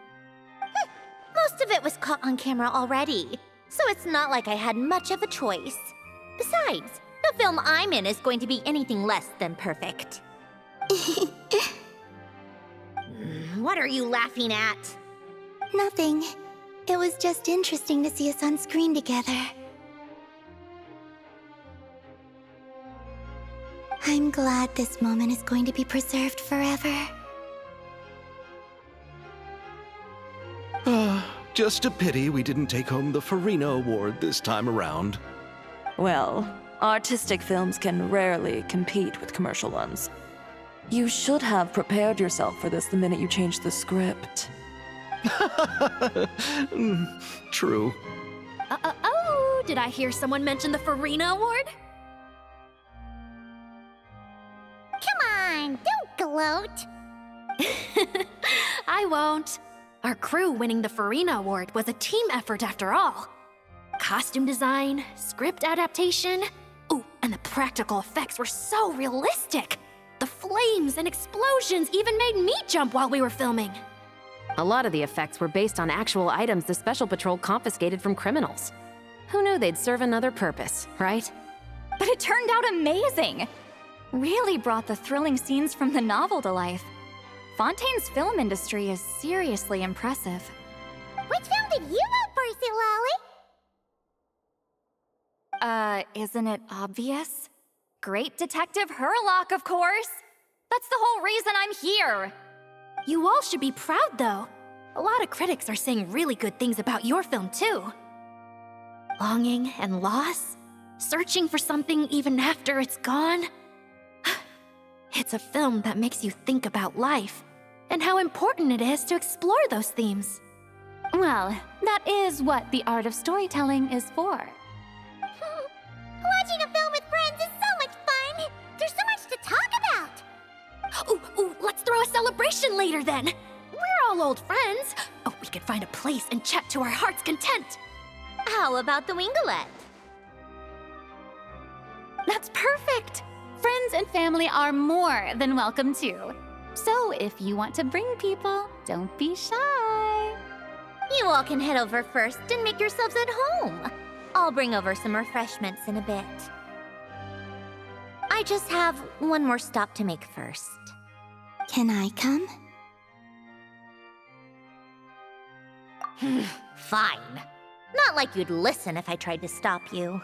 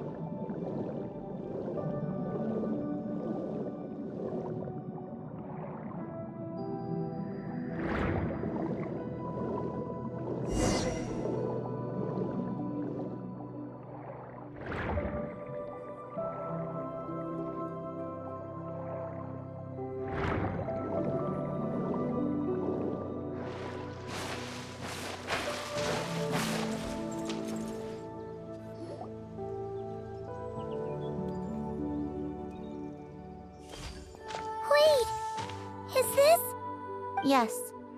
Here lies Lord Artificer, Elaine Gaeltan. This is his grave. Oh. I'm sorry, Ellen. I'm sorry this is the first time I've been back since leaving Fontaine. I should have come to see you more often. I got your gift. I even cleaned up one of the Nartsitzenkreuz Ordo's messes along the way. Our home is just as quiet and warm as it always was. The flowers in the garden are still thriving. I'll make sure to tend to them more often from now on. Polonia received irreparable damage in battle. I should have taken better care of your invention. I'm sorry. Polonia was family to me. Just like you. You always said I was a fast learner. But I'm not so sure. It took me far too long to learn the things that truly matter. I never said this to you back then, but thank you for creating me. For giving me the chance to experience life. Being your family meant everything to me. Absolutely everything. Can I say a few words as well, Sandrone? Don't need my permission. Hello, Mr. Gaeltan. I'm Sandrone's friend. You don't need to worry. Sandrone is doing great. Not only is she a brilliant scholar, she's made a whole bunch of friends, too. And she takes great care of them. As if... She'll never admit it, but she's always there when her friends need it the most. I wouldn't even be here without her. So, if she ever needs help, her friends will be there in a heartbeat, including me. That's what best friends are for. Columbina. What else? Oh, she likes drinking bitter coffee, listening to piano music when she can't sleep. Turns out she even likes giving hugs. No, wait! Don't tell him all that! Huh? I don't understand. I didn't think you'd want to hide things from him. Well, yeah, but there are still things I don't want to say. Okay. I'll come by myself and tell him for you then. That's not what I meant! All right. Enough with the speeches. If no one has anything else to add, let's just leave it there. Should we say a few words too? Kinda seems like Columbina said it all. Oh, great idea!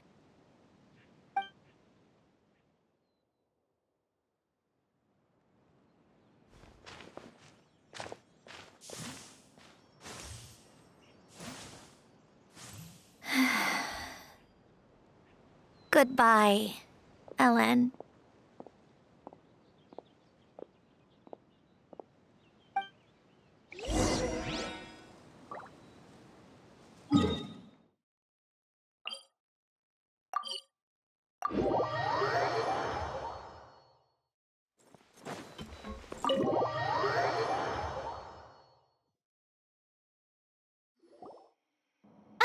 You made it!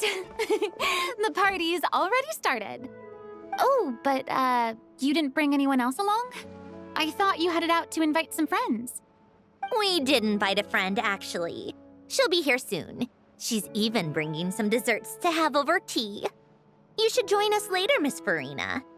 I do love a tea party. Then don't mind if I do. This seems like a fun occasion. Let's go talk with everyone. Good idea! We'll introduce you to all our old friends.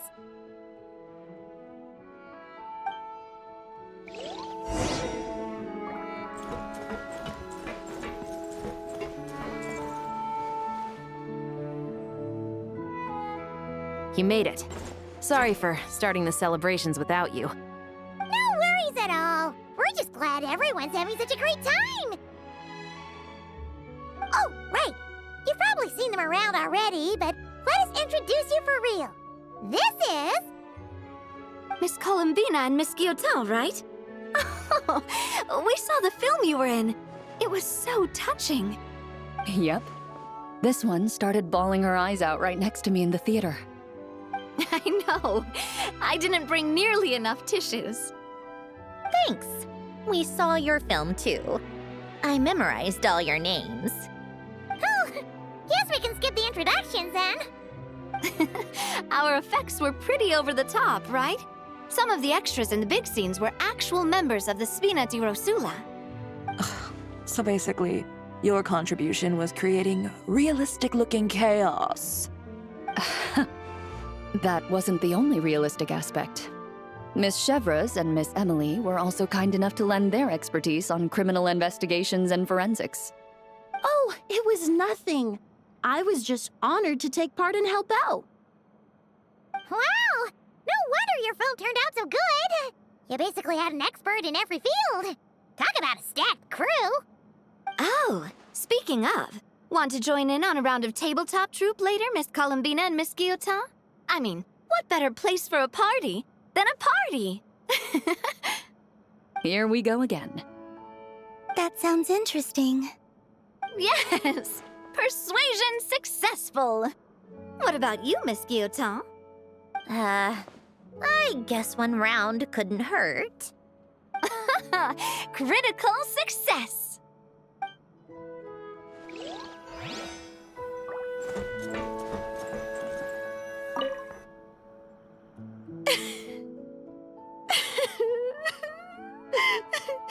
What a dream come true! For once, it all worked out! I can die without regrets. Let's not get too ahead of ourselves, Director Lapine Pauline. What was in that piece of cake you just handed her, Escoffier? Bromaritime flowers, eggs, flour, same as all the other pieces. What, you think I tampered with it? Playing a detective in real life now too, are we? Oh, it's so delicious! I'm so happy! My life has peaked!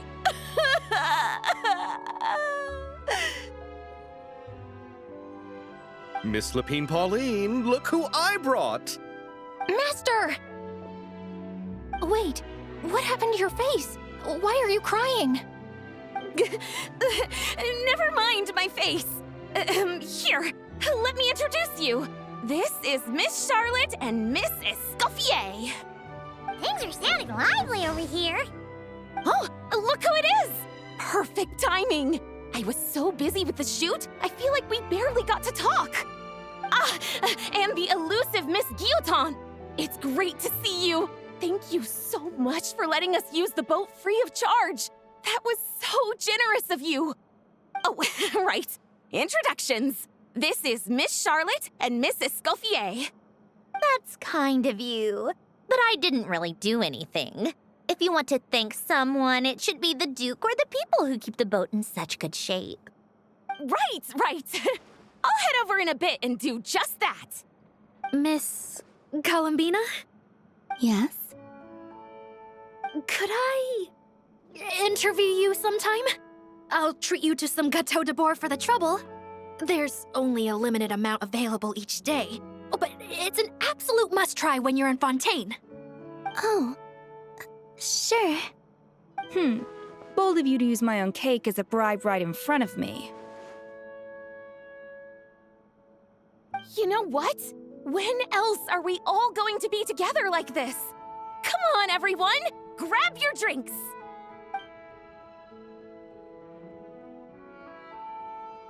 Are we going to toast? Yup! Come on! Sante!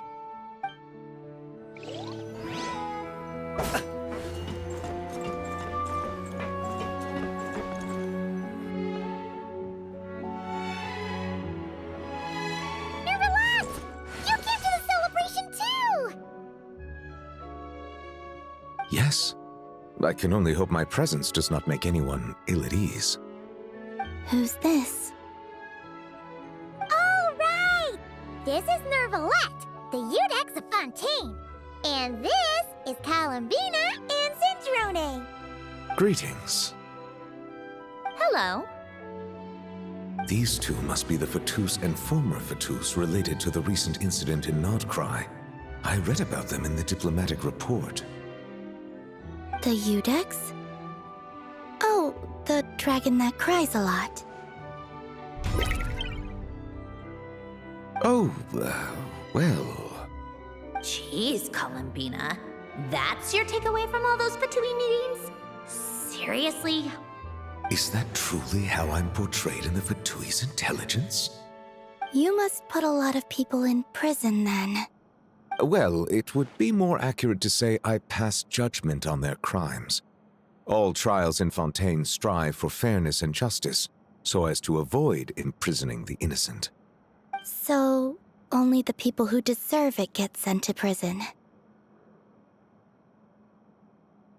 Well, deserve is quite a subjective metric, is it not? At the very least, I can promise that in every trial over which I preside, I make every effort to deliver a fair verdict.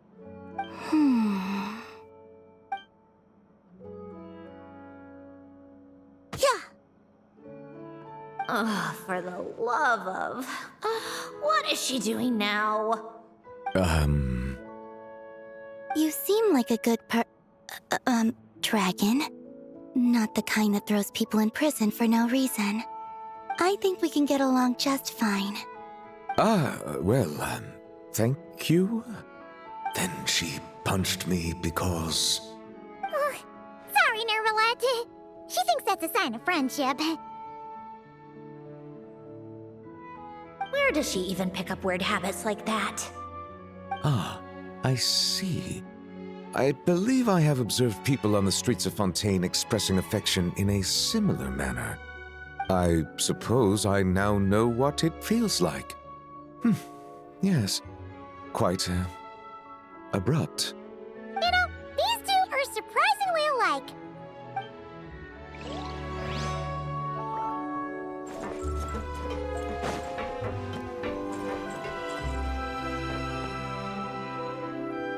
Wait a second! Mr. Baptiste and Veronique! You're here! Friends of yours? Veronique is the prop manager for Musketeer Pictures, and Mr. Baptiste is the author of The Two Musketeers. Yeah, former prop manager.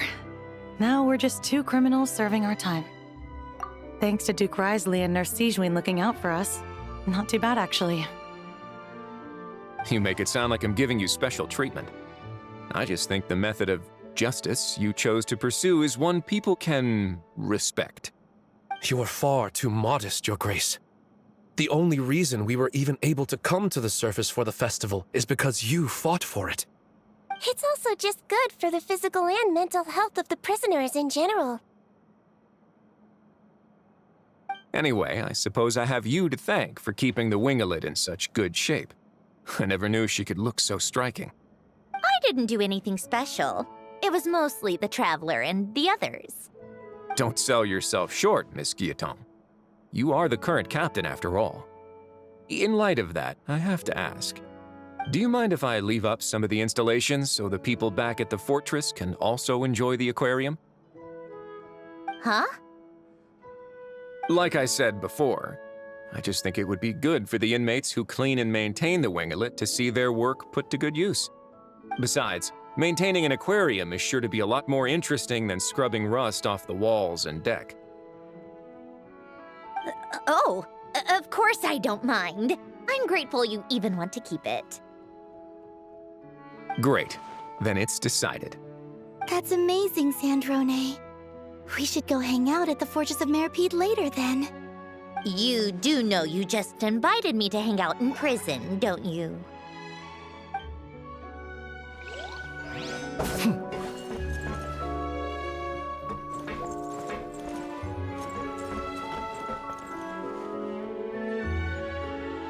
Granny Eatsley, you're really not going to let us borrow these cute little stuffed toys for our magic show? First of all, Seat Laline and Eats Papa are Chi-Chi meal. They have inauspicious stars sealed within them, and they're my helpers, not toys. But the Grin Malkin Cat and Boggle Cat box are Linny and Lynette's helpers. And they still make good partners on stage. Agreed. We've never had a Chi-Chi meal pop out of our hats before. It would be quite the surprise. I think the audience would love it. If this was the Masters of the Night Wind, these kids wouldn't have even had the guts to say my name, let alone pester me like this. I'm terrible at dealing with requests like this. Oh, Traveler, quick, save me! You think you're so funny. Lady Sandrone.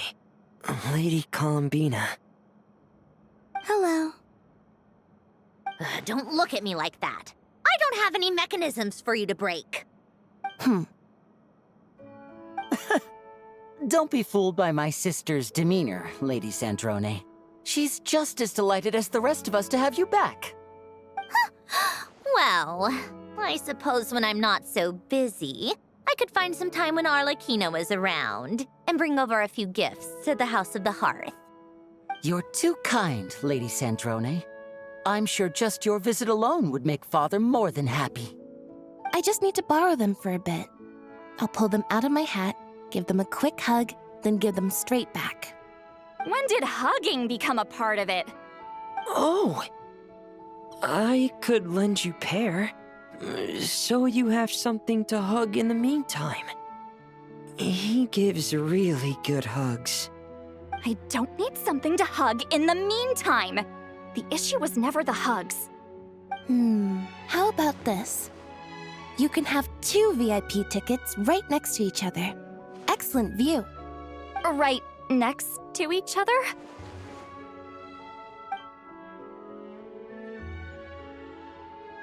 Yep, super quiet.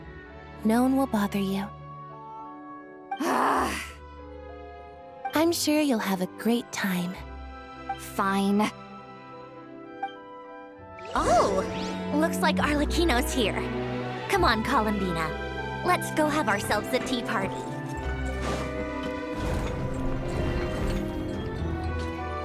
Well, it's been quite some time since the 3 of us gathered to drink tea like this. Yes, but your tea is as good as ever, Sandrone. Of course it is. The pastries you brought aren't half bad either, Arlecchino. I'm glad to hear it. Are they to your liking, Miss Farina? If I remember correctly, this particular cake is your favorite. Yes, thank you. The tea and pastries are absolutely delicious. I can't believe I'm casually sipping tea with 3 harbingers. Or are some of them former harbingers? Who knows? Due to diplomatic reasons at the time, our last tea party was rather tense, wasn't it, Miss Farina? You have my apologies. But this is simply a casual gathering of close friends. So I do hope you can relax and enjoy yourself. Of course! I appreciate the hospitality, in both cases. Next time, let me be the one to treat all of you. I'm sure we'd all be delighted to have you join us more often. The same goes for you two. Of course we should do this again! We've all been through thick and thin together by this point. This is nice, Sandrone. It reminds me of the happy times back in Snezhnaya, when things were so lively. Yeah. To be honest, I never thought these gatherings would feel this lively ever again. Well, I think I speak for all of us when I say we're truly glad you're back, Sandrone. Me too.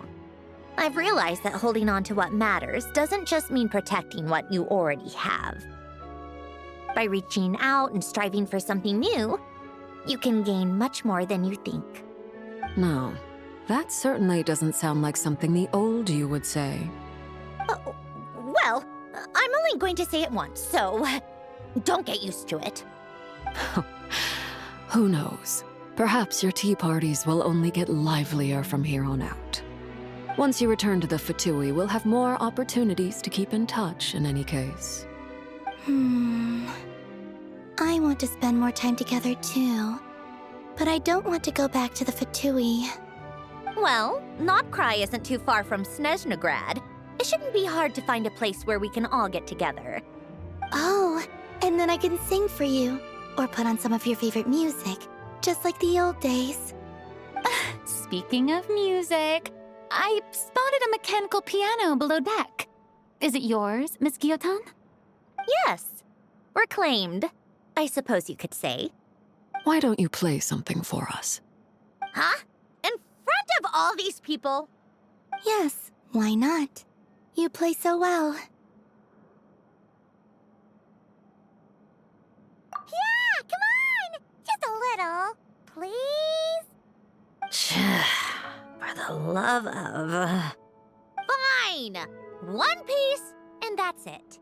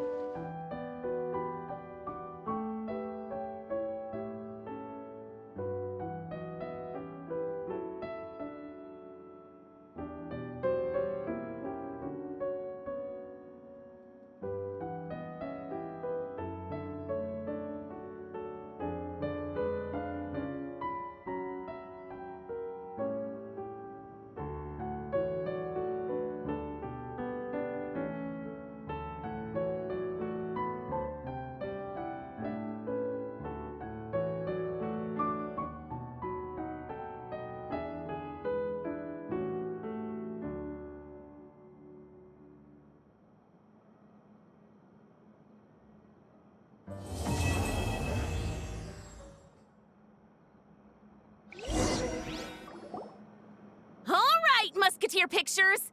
Everyone ready? I'm not sure I should be in this one. Of course you should. You might have primarily helped out another crew this time, but you're still a member of Musketeer Pictures. All right, thanks. I'll still stand a bit off to the side, though. Can I be in the picture too? Of course, Miss Veronique. I would have loved to have you in the last one, too, if circumstances had allowed it. Thank you, Director Xavier. Do I really have to be front and center? You're one of the lead actors! Of course you do! Nervous, Sandrone? No! All right, look at the camera! And 3, 2, 1... Musketeer Pictures!